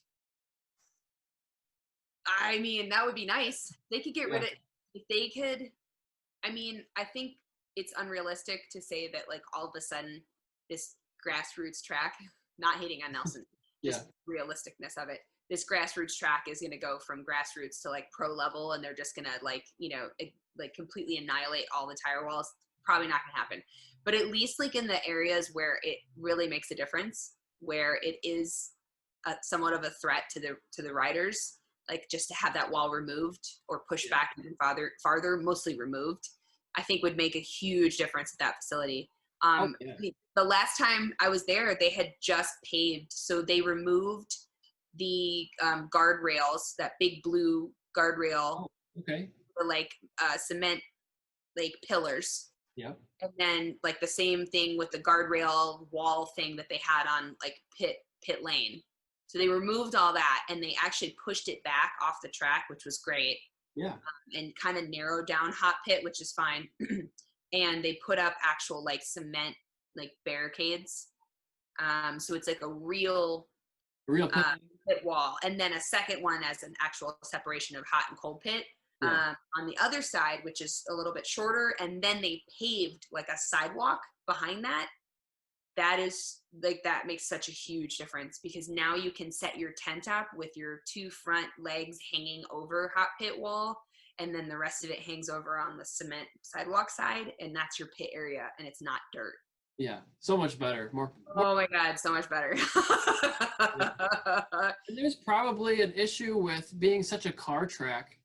From the cars wants and needs to the bikes wants and needs. They don't always mesh together. The cars, I'm sure they want tires instead of cement.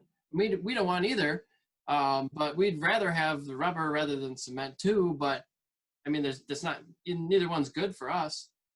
I mean, I would think that, I mean, you've been out there, you've seen those tires, like they're pretty crusty. Like I would think that that tire wall, especially in a few areas where it's braided, like the tires are braided. I mean, I would think that hitting that tire wall, I would say, is comparable to hitting a cement wall. Like, I don't think, maybe 20 years ago, those tires were a little more give, but those things are like rocks now. Yeah, crusty and not pliable anymore. Yeah, and then they're like so hard packed. Yeah. And have just been there for so long, and half of them are filled with water. Yeah. They spray too, by the way, because the mosquito problem is like seriously significant difference. Because that used to be like, apparently the stray cats didn't do anything about the mosquito problem. Yeah, there's so. Imagine all the animals. Like, you felt like for shelter. Away. Yeah, I'm surprised you don't see more animals on the track. Yeah, one of the last times I was there, it was probably last year, saved like baby turtles off the track. Yeah. I mean, it was during the track walk, but I mean, who knows if a few of them got smashed during an actual race event, because you wouldn't really see a baby turtle. I mean, I'm surprised too, because there's that whole marshland like right there. Yeah. Like, behind the carousel and that backstretch, that's all like marsh. Yeah. Right next to a farm. Yeah, and like it's like Amish town too, so Yep. It's definitely very farmy. I mean, it has potential to be like a super rad track, but it's kind of nice because it's not too far away from civilization like some other tracks. Yeah. But yeah, they need to make. I mean, they paved the road inside the paddock, which that helped. because when it was wet and muddy and stuff was hell trying to park your trailer and get your bikes out and everything. So that was nice that they paved the road, and then they put that sidewalk thing in and changed up the barriers on hot pit. But yeah, I mean, they could make a lot of improvements, burn that bridge down. Right. They used to do I think it's 24-hour national races there, endurance races at Nelson's.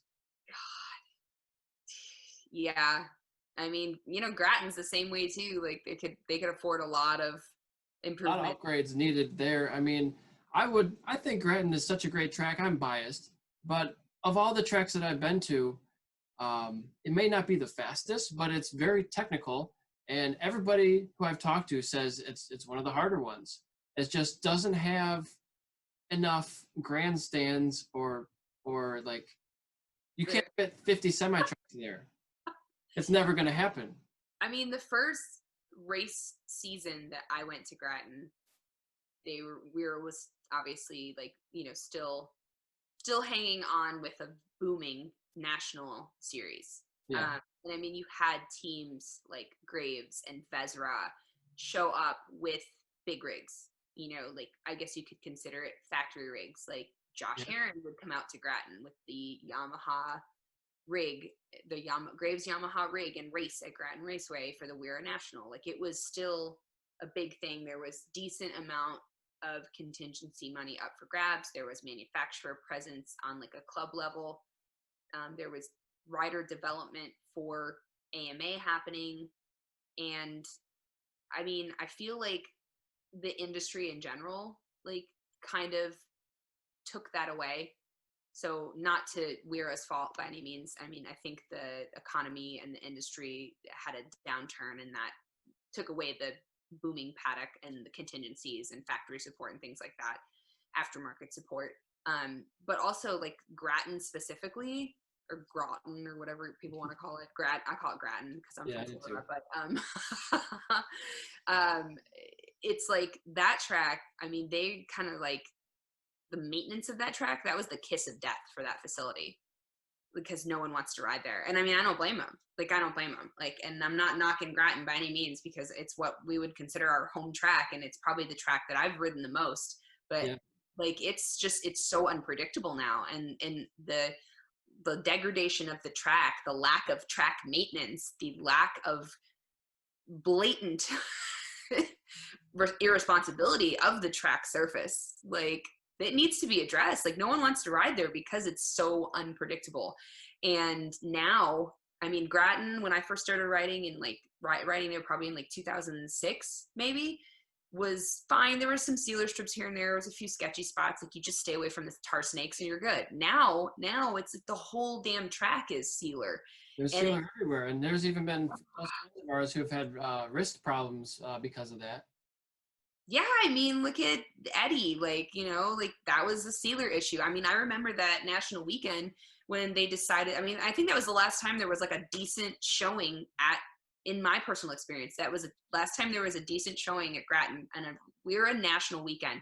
And it may have even been the last time that we were hosted a national event at Grattan. I think they did a few years later, but that was a wash too because of the weather.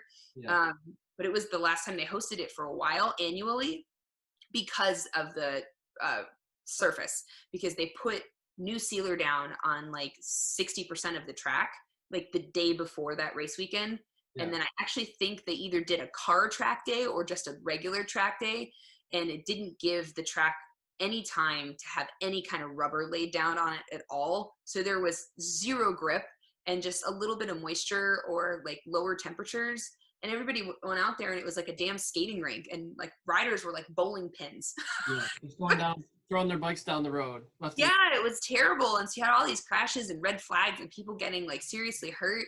And it was just like, well, wait a minute. Like, why did you guys do this? I just remember they were out there with like metal,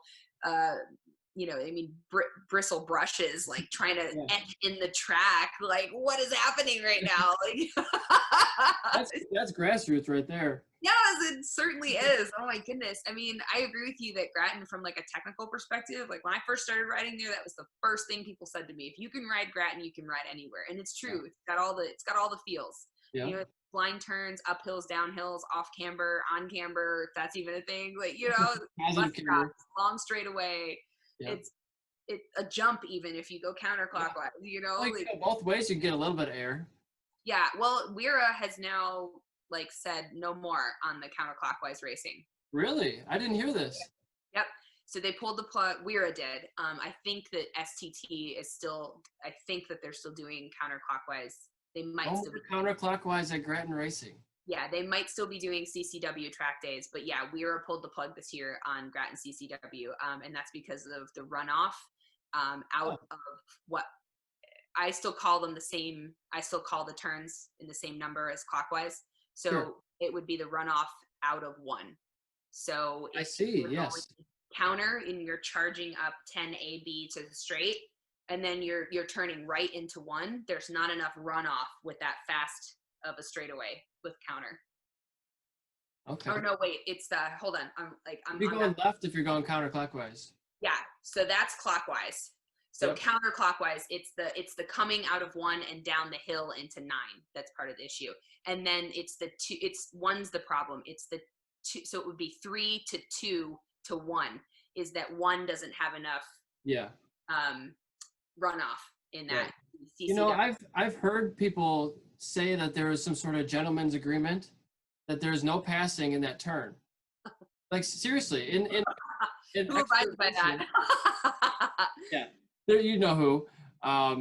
Anything goes when you're racing, right? Like, But yeah, and so I know that there's not much runoff there, but I've never seen anybody crash there. I've never seen an incident there. Maybe because everybody's afraid there, but like that's not a hot spot for me. That's not where I'm most concerned of. yeah, I've seen a bike cartwheel to the wall. It would be like out of one, I guess, because you would drift right to the wall. Yeah. But the rider wasn't anywhere near that. So like, I don't know, like I've personally not seen it either. I know that going down the hill at that speed is also really. Yeah, I mean, you could screw up going down the hill and have a massive moment. I've never seen anybody do that, but you could do that. Coming into 9, like coming into the bus stop, Yeah. is like there's no runoff there either. Like Yep. from And yeah, if you had imagine, I think about for every track, what if you had your throttles stuck wide open at any point in this track? And so what if that happened coming into the bus stop, going counterclockwise at Grattan when you're coming in there off the main straightaway doing a $150.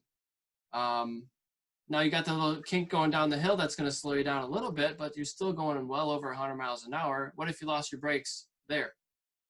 That's not good. Your bike's going to be cartwheeling into the forest. Oh yeah, I mean I've had my throttle stick on just like my little 50cc bike, and I crashed into the tire wall, and that sucked. I mean, I bent both forks and like tweaked the whole front end, and then like it like tweaked my neck, and that was on the 50cc bike, which goes like what 10 miles an hour. You know what I mean? So yeah, like hitting a tire wall or hitting any kind of barrier or barricade because of like a mechanical issue like that. Yeah, I mean it's it's terrifying. So you don't want to go to a track and have to worry about things like that.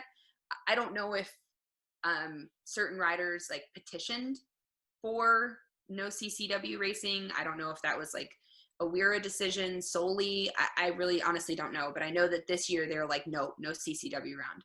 And I don't know if that's like for all eternity or just this season, but yeah. If they make changes to the track, whatever specific changes they need or think they need to make, because you make more runoff in the turn 1 there. You could have the entrance road a little bit further north.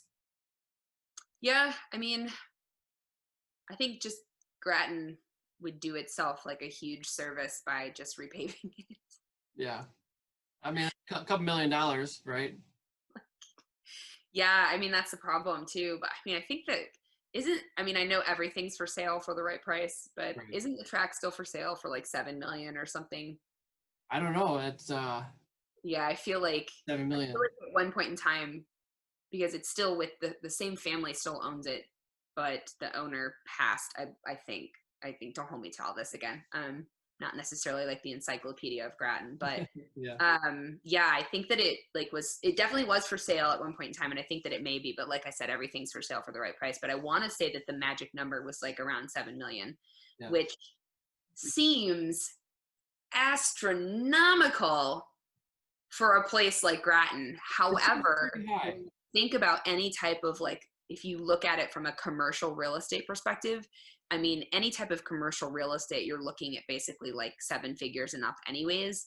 Yeah. And not only would this be considered commercial real estate, but it'd be considered like it's a sporting venue. So like the liability insurance that you have to cover for a venue like that has to be So high. Yeah. unreal. So what do Maybe. you think a brand new construction of that kind of track would cost? I mean, A lot. first of all, you need the land, you need the space, and now you need to clear all the space. If it's not a forest, you need to, excavate the land and potentially bring in land. And if you're going to have it undulate with the elevation that's already there, or bring in land to make it more elevation in certain spots. If you want to have a natural terrain road course or a computer generated road course. Yeah. One of those. I mean, the terrain itself at Grattan is like amazing. Like they didn't have to really try hard. It was a great place to plop a track down. Yeah. So, I mean, I would think one of the hardest things to overcome with building a racetrack would be getting the zoning for it. You know what I mean? Because the ability and the say-so. Yeah, well, you're battling liability, you're battling a noise ordinance with a racetrack. Like you can't that's why all these tracks are like way out in BFE, right? Like nobody wants to have a racetrack in the middle of a metropolitan area with the exclusion of a place like Indy because that's historical. Look at like Laguna Seca's problems with all the noise restrictions they're having. And I mean, honestly, like Indy and Laguna specifically are probably 2 of the only tracks that I've personally ever been to that are like really close to civilization. Like even then, the houses that are around Laguna Seca, it's still kind of like woodsy. I think the bigger issue, because it's not near Monterey and it's not near Seaside, like it's a ways away from the more densely populated towns in that area. But I think the bigger thing with Laguna is that the houses that are near it are populated by affluent people. Yeah. And that has more pushing power, if that makes sense. They have the ability to lobby with all their politicians and people. Whereas some of these other tracks, like Grattan, for example, where there's like literally a house that you can see from the track, or Nelson's, where there's like a stretch of houses like right across from the racetrack, people living in like $150,000 or less homes.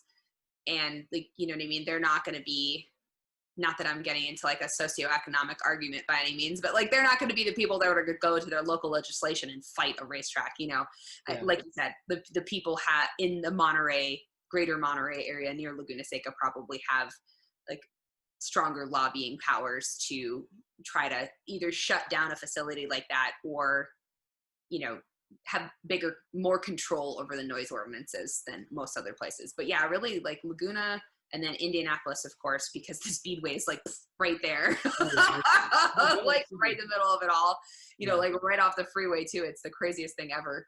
But that's kind of like, it's like a super dome. Yeah. It's like a mecca. Yeah. Like not like the sound doesn't leak out of it, but because it's more like a stadium style raceway, like I feel like it's not as bad maybe. Yeah. But it's historical. It's always ridiculous I think everybody that if you live next to or near a racetrack and you're mad that it sounds like a racetrack, I don't think it's the racetrack's fault. Yeah, I mean, I have like a racetrack really close to my house, Little Waterford Hills, and I mean, I can hear the cars buzzing on Saturdays and Sundays in the summer all the time. Like they were just out earlier. Yeah. I mean, obviously that doesn't bother me. It makes me want to go over there and drive my car. Watch it, right? Yeah, totally. But I mean, I could see how like, a lot of people would be, I don't want to say offended, but bothered by that. I mean, at least it's only during the day. But then also, like, don't live there. Right. Yeah. There's so many other places that don't have racetracks 5 miles away. Yeah. I mean, there's like, you live in California. There's like a bajillion places that you can live for like an astronomical amount of money. So like, you got lots of options. Yeah. It's all scenic. And you are a Florida native. You spent most of your life in Florida now? Yeah, I mean, I grew up in Florida, so I spent like the first 20 years of my life in Florida, but I don't, I don't go down there very much anymore. I used to, the last like 8 years to film All Girls Garage, but I'm not hosting that this season, so I have not been taking trips to Florida on a weekly basis, which is kind of bittersweet. I mean, I miss being part of the show, but I just needed to kind of like reevaluate my life and have a life. It's It important. wasn't just like flying and traveling and shooting TV, Yeah. which meant that I just had to find a way to kind of cut back and really just, you know, be specific to one or two things and not host 3+ TV shows and do all the other stuff that I do and live out of airports and suitcases anymore. But yeah, so I don't travel to Florida as much, and I definitely haven't traveled to Florida at all this year. I mean, the whole like, there's this thing called pandemic, maybe. Oh yeah, it's kind of been like that. That's Right like, now, yeah, we're in the yeah, middle of it's June 28th, that 2020. thing. That thing's Yep. like, you know, hosed all of like my travel aspirations for 2020 and all my like work aspirations. So, you Yeah. know, it's been an interesting year. But yeah, I haven't been to Florida. Probably haven't been to Florida since last year. Okay. I actually went to Florida last year. I went to Clearwater Beach. Nice. Yeah, I love Clearwater. It's beautiful. I got an Airbnb, went down there for like 10 days. I went by myself, did whatever I wanted. Uh, Nice. That's nice. I brought my bicycle down there and just rode my bicycle all over the place, a couple hundred miles. Wait, you rode your bicycle down there, like from Michigan to Florida? No, so I got a hard case. I got like a plane, a case that you can take your bike on a plane and it won't get damaged. Yep, yep. And disassembled part of it, took the wheels off, disassembled the handlebars and that kind of thing, and reassembled it when I got down there. I didn't ride 2,000 miles down there. I flew down there, and then I rode a couple hundred miles while I was down there, and just had a blast. It was a good time. So, what part of Florida are you from? I am from the opposite coast of Clearwater, so the East Coast, so Daytona area. Okay, Fort Lauderdale kind of area. What kind of area? Is that like Fort Lauderdale? No, no, no. Lauderdale is probably like 3 or 4 hours south of Daytona on the East Coast. So Daytona is almost due east of the Tampa Clearwater area. It's just a Okay, little yeah. bit more north. But yeah, it's like basically just right across the state. So like 2.5, 3 hours just right across the state, depending on how fast you go across I-4. But yeah, so I mean, Daytona Beach originally, and like I said, I grew up there, spent my whole like life and upbringing there, and I mean, I miss the winters because it's warm. Yeah. I miss the beach. That's probably the number one thing that I miss is the beach. Like I definitely took that for granted, having the coast within 30 minutes, or even like as I got older, like I lived closer to beachside. So like having the beach be 10 minutes away, 15 minutes away, it's just like, and not just a beach, like lots of beaches. Like Yeah. able to go to Smyrna, to Ormond, to Daytona, drive down to Cocoa, go to Melbourne, go to Cape Canaveral. Like you have all of that, like right there. Yeah, in the palm of your hand. Yeah, I it mean, definitely. we do have more coast than any other state in the country, right? But our beaches are 50 degrees in the middle of summer. I mean, not always, but it's much colder. It's a little different going to the beach in Florida than going to the beach in Michigan. Yes, and to me, although I know the technical definition of a beach is where water meets land. To me, I like a beach involves ocean and salt water. Salt water. So like I'm not a big fan of lakes. Like, I mean, I'm not saying like if you had a boat and you invited me to go out on your boat, I wouldn't go. So I just want to be like really clear about that. Up front. So if you have a boat, I'm out, I'm in. So like I'm not saying like I hate lakes, but I prefer I prefer the ocean. They're just like, I don't know, it's just two totally different things to me. Like lakes and ocean, I don't know, the beach is just very different. So I think because I grew up in Florida, I'm like just super partial to that and just not a big fan of lakes. But I know that's what a beach is, but yes, the beaches in Florida and the beaches in Michigan are very, very different. And then there's the whole tourism thing too. Not to say that people don't travel to Michigan, but Yeah. the level of tourism of people traveling to Daytona Beach area versus Michigan, there's no comparison. Oh, it's So so different. Yeah. yeah, I mean, like a whole crap load of people travel to Daytona for all kinds of events year round.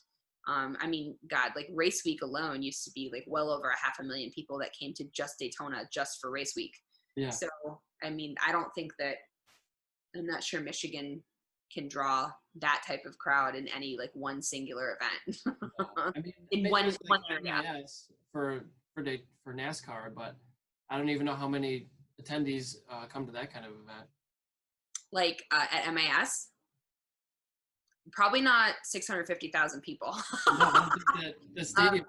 I mean, Daytona 500 week was big. I mean, and then you had the July 4th weekend. I mean, it used to be the Pepsi 400, and then it was like the Coke 400. Who the hell knows what it is now?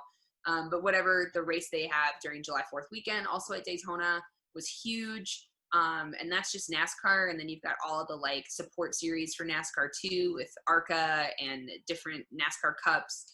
And then you've got Bike Week. You've got 2 bike weeks. You've got Bike Week in March, which is the biggest, and then you've got Biketoberfest in the fall, which is a little bit smaller than Bike Week. The big Bike Week it's huge. That's like just right below race week. And then, I mean, we had things like Spring Breakers. That was huge, huge, huge. Black College Reunion Week was really huge in Daytona as well. Yeah. I mean, God, Daytona was like a spring break haven. Yeah, and I'm always into watching the Rolex Daytona 24-hour endurance race. That's there. Well, like 24-hour in January. That's Huge, another yeah. huge event. Like, there's a big, big draw in Daytona for a lot of things. And then there's another draw too in the Central Florida area in general because of Disney, Universal Studios, and all of the tourist venues that are in that like near vicinity. Yeah. The huge draw. So like growing up around all of that, like that's just a thing. I mean, that was honestly one of the reasons why I left Florida, was because like Florida's just kind of a melting pot of everything, of, I mean, locals and tourists and people from all over the place. And there wasn't a lot of like Florida natives. Like everybody came from somewhere else. Yeah. And it's weird because I feel like a lot of the Florida natives get the hell out of Florida. They don't want the tourism as much. I mean, yeah, like I'll go anywhere. I mean, if you live like on the beach or near the beach, it's pretty rad. But like if you live inland in Florida, especially like Central Florida, it's just hot. it's Central Florida. Like people should have been using hand sanitizer and social distancing in Florida for the past like 30 years. Yeah, If you're from Central Florida, let's put it that way. Yeah, they just started doing that now. Yeah, but they should have been doing that for a long time. Yeah, totally. Like real monsters walking around in Florida. You got like alligators and these dinosaurs are just walking around eating people.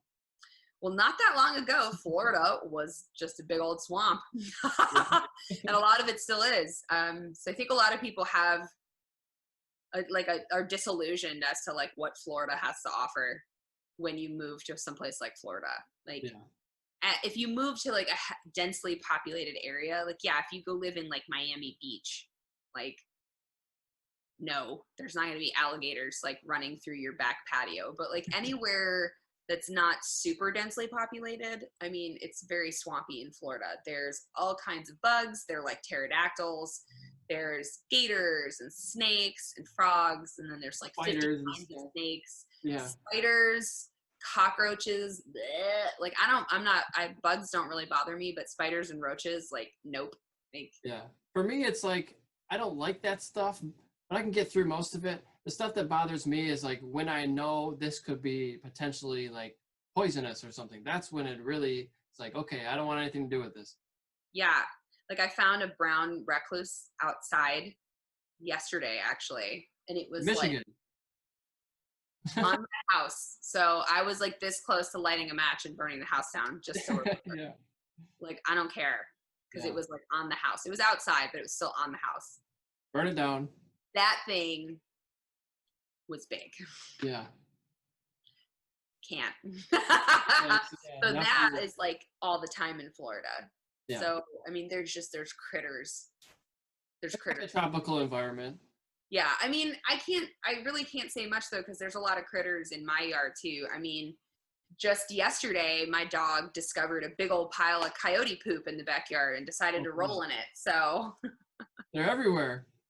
I was like, thank you for that. I didn't know that was there, and now I do. Yeah. Wish you didn't Now know. it's all for you. Yeah. What? You wish you didn't know about it. No, yeah, it was disgusting because she like Yeah. rolled. Like, I don't know why dogs do that. Like, do you know why dogs do that? I think they want to get some of this. They either want to piss you off or they want to get some of the scent on them. It worked. It Multifaceted. Yeah, like I mean, it's not just like roll in it, like roll in the grass. It's like roll in it. Like she was like, it was like in her ear, on her Yeah. face, on her neck. It was like, really, dog? Like you really had to just invest in like getting inside the coyote feces. Well, I guess if you want to get into it, like if it has moisture in it, it might cool them off, Oh God. So right? I don't think that was it because it just rained yesterday. So if she was looking for like a cooling effect, the grass was still wet. So Yeah. I really just think it's like a territory like scent thing. Yeah. Maybe like they're smelling another animal and that's a threat to their territory. And again, don't hold me to this because I'm really just filled with useless knowledge, but some of it is just useless, not really knowledge. I think they have glands like right here, Yeah. maybe.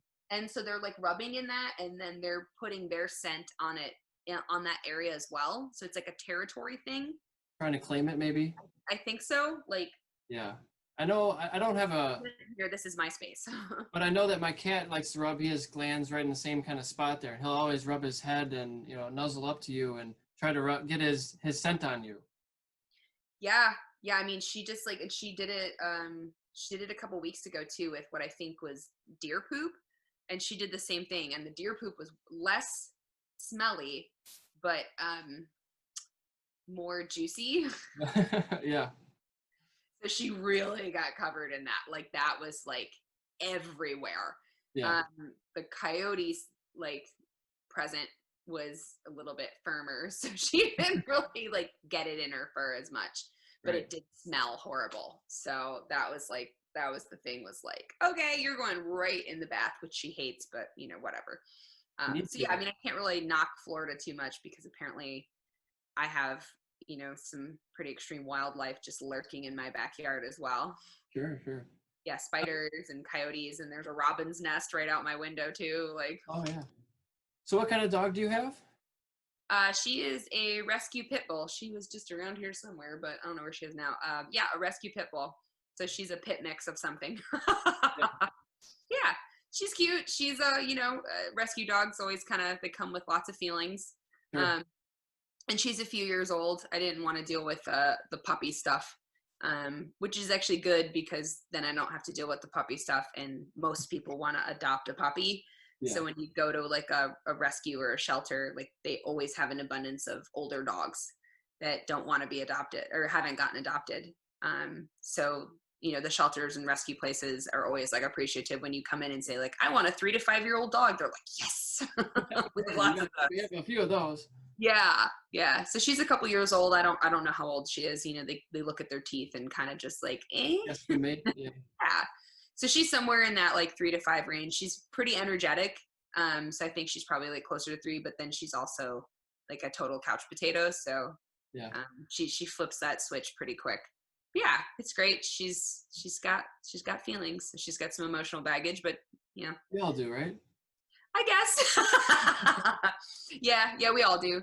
I try to dogs are completely different than people, right? But you try to put yourself in like, a dog's position, right? Like she got lost from her home, so she lost her family. Yeah. I think she got out and like just never got found or claimed, so she's got that feeling of abandonment. And then she gets stuck in like basically what would be considered like prison for people, right? Like you get forced into this prison against your will, and you're stuck with a bunch of other people who are or dogs that are also miserable and forced into the same place that hate it. Right. And you've got people looking at you and poking you and prodding you and like trying to feed you and hose you down and give you flea bats and cut your nails and like move you into this cage and then shuffle you into this other cage, and then you have to go outside with all the other dogs. You got to think like what a horribly horribly stressful environment Yeah. for any animal being in a shelter has to be. And they don't Like, understand what's happening, really. no, they don't. So even when people are institutionalized, I mean, I've never been, so I can't speculate what that feeling's like, but I imagine it sucks. At least you understand Yeah, a little bit. uh, the consequence of your actions, because that's why you're there, Right. because it's a punishment. But for dogs, it's like a punishment that they didn't deserve.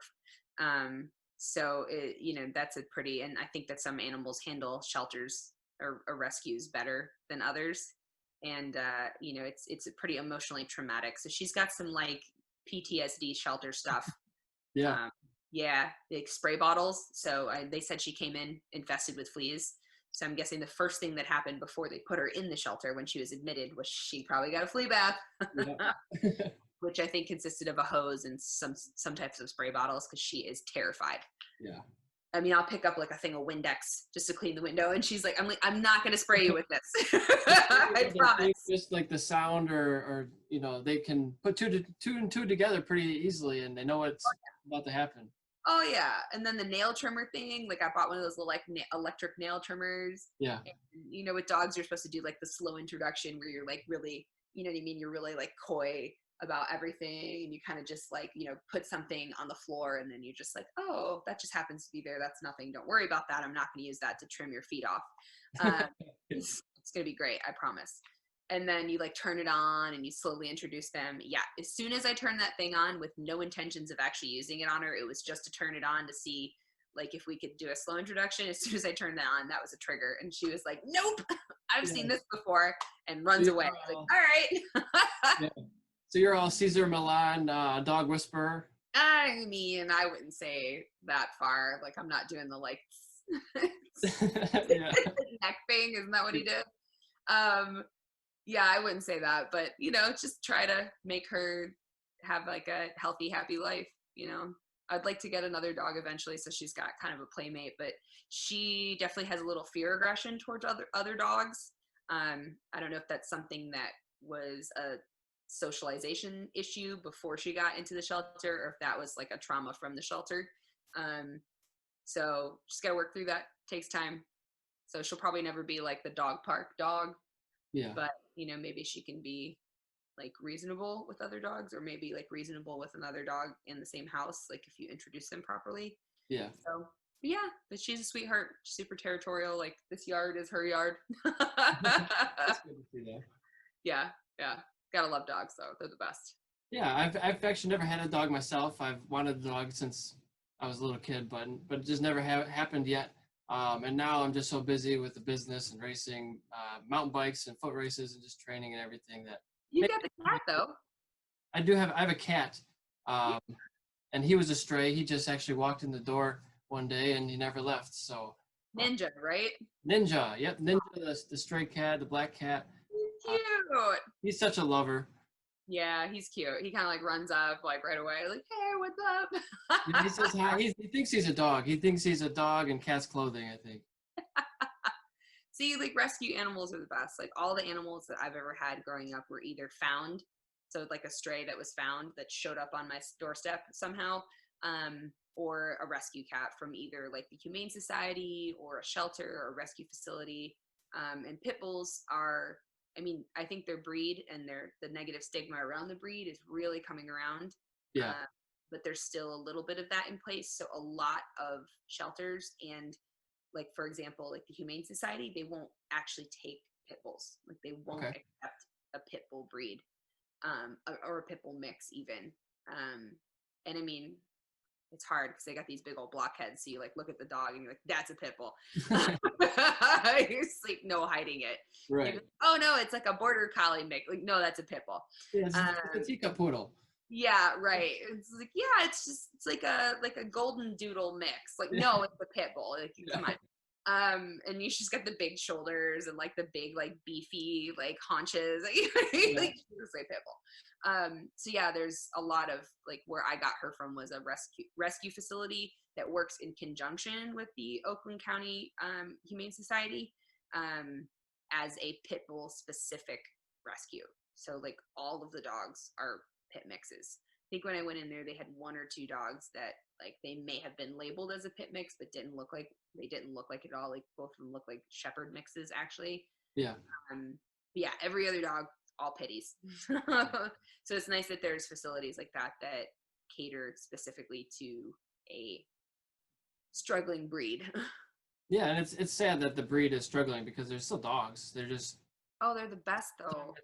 it's the owners. It's not the dog. Totally. And I mean, I've personally been bitten by a few dogs in my lifetime. And I've been bitten by like really small dogs. I mean, I had friends that had like a little, and it's not to knock this breed by any means. It's just, it was the dog, not the breed. Yeah. This little Yorkie, and man, he was a little a-hole. Like, like anytime you were in or around like his area, like you're getting bit. Like, Yeah. it didn't matter. And you could just, and me, like I'm the kind of person like, okay, this dog sucks. So like, I'm just not going to pay any attention to you. You don't exist. You clearly don't like people. You're scared. You're territorial. I'm just going to leave you be, even though I love animals. And still that little crapper bit me so many times. And like, I mean, it doesn't do anything because he weighs like 5 pounds. So you get this little 5-pound squirrel that bites your foot. You're like, ow, that hurt. Like, can you not do that again? You know, whereas, you know, I've got a 60-pound pit bull that's like all muscle. Like if she bit somebody like that, it's like, it's bad. Like she's nipped me a couple times accidentally just playing. And of course, like you know what I mean? You make a noise or like say something and she realizes right away, like, oh my bad, sorry, you know, not intentional, just playful.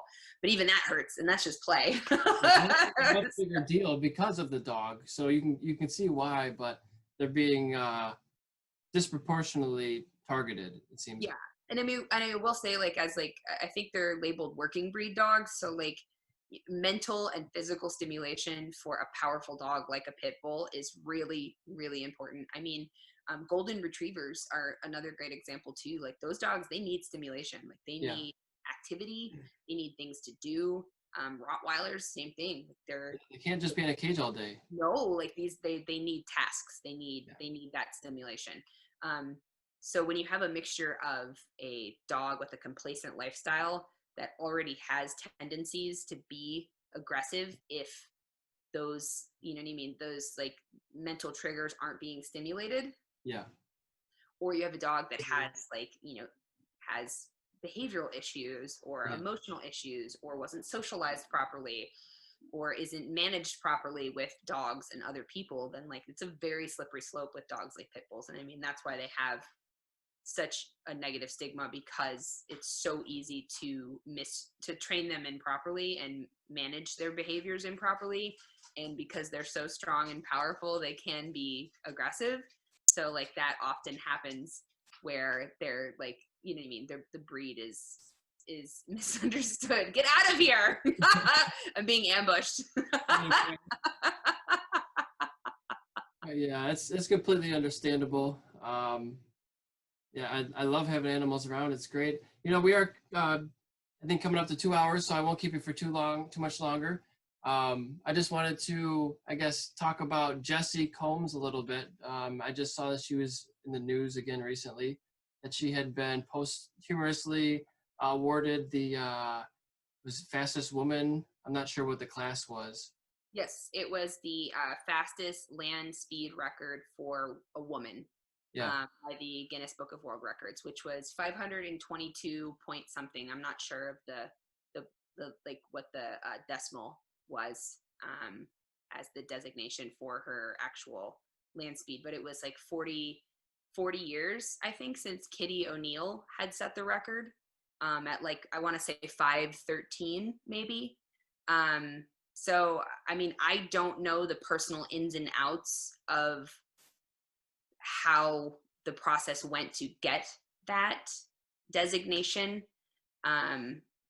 post-mortem, but I know that it had to be really difficult for them, because I have had experience working with the Guinness Book of World Records, and they take that stuff very seriously, and they send out a representative or representatives, and I mean, everything has to be fact-checked beforehand, during, after. Like it's a very prestigious process. Yeah. We take it for granted as like Guinness record set, you know what I mean? Like you kind of throw that title around, but it's very prestigious. And I know that she was doing land speed testing So that test, that run in particular, wasn't necessarily to set a land speed record. It was in efforts to set it. Mhm. So It wasn't the final one, but it was in testing for it. it was testing for it. So I don't know this, but I'm guessing that they didn't have a representative from Guinness there because they were just testing. So I guess what I'm getting at is I can imagine that her family, her friends, her boyfriend Terry Madden went through great extents over the past, it's been close to a year now, over the past year, to have that, to achieve that designation, to achieve that land speed record. To get that push through. Yes, I can only imagine what they went through to document that. And then also, I mean, how like tragic the event was for them to basically have to like relive that in order to get that, to receive that title, that record. So I mean, kudos obviously to her, of course. I mean, it's like she left a great legacy as it was anyways without that. Like, I don't think she needed that, but that was what she was fighting for. Yeah. So if she was going to go out, I mean, my God, like what more could she have wanted? Yeah, Like she got on top. that was what she'd been fighting for, but yeah, I mean, kudos to her, kudos to Terry, kudos to her entire team and family for making that accomplishment. So yeah, I mean, it's amazing. I'm glad that she's not forgotten, that like her name and her legacy will live on. And I'm not saying that it wouldn't because you didn't achieve something or have something great happen, but it makes it even more meaningful that she did. Yeah, and she's an important person in the industry, and you've worked with her for many years, so I'm sure you have a lot of stories about her. Oh yeah. Yeah. So congrats, Jesse. Well earned. Absolutely. So, A lot of work. yeah, let's wrap it up here. I'm so thankful that you wanted to come on and talk with me for a couple hours here, rambling on about motorsports. It's all good. Yeah, I've noticed since 2010, 2011, I've always been around the track since I've been to the track, and seen you at Indianapolis MotoGP, vending for Alpine Stars and all this stuff, and it's been a long journey. So I'm so thankful you want to come on here and talk to your fans and as well. And where can people find you on social media? Where are you online? I think you're just about everywhere. Oh gosh, shameless plugs. You can find me on Instagram at Cristy Lee 09. That's probably where I'm the most active. I'm also on Facebook at Cristy Lee Official, and then Twitter, even though I barely use Twitter anymore, but it still lives. Same thing, Cristy Lee 09. So basically Instagram and Facebook. I started using TikTok recently. Okay.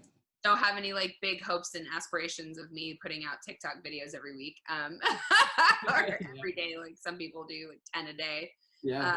But yeah, I'm trying to play that game. But yeah, find me on social media. That's probably the best way to keep up with me, on my website, ChristyLee.tv, or on a TV near you. There you go. You're on Discovery, Motortrend, Speed Network. You were on the Red Wings for a while. Mm-hmm. Lots of stuff. Yeah, I'm still hosting Garage Squad for Motor Trend this season. We just started filming for season 7, and we will have new episodes airing sometime in the fall, I think. And then I've got some other cool projects in the works. I may be shooting some stuff for a home and garden network. You may have heard of them. And then some other stuff kind of down the pipeline. So salvaging 2020. It should still be a good year. Well, very good. Thanks so much for coming on my ESR podcast. This will be number 10 Totally. And double digits already. So hopefully one day I'll have you back on here, and I'll talk to you real soon again. Big time. You're going to be doing one of these with the president very soon. I can feel it. That'd be exciting. It'd be interesting. Sure. All right. Thanks so much for having me. All right. Thanks, Cristy. Okay. Bye.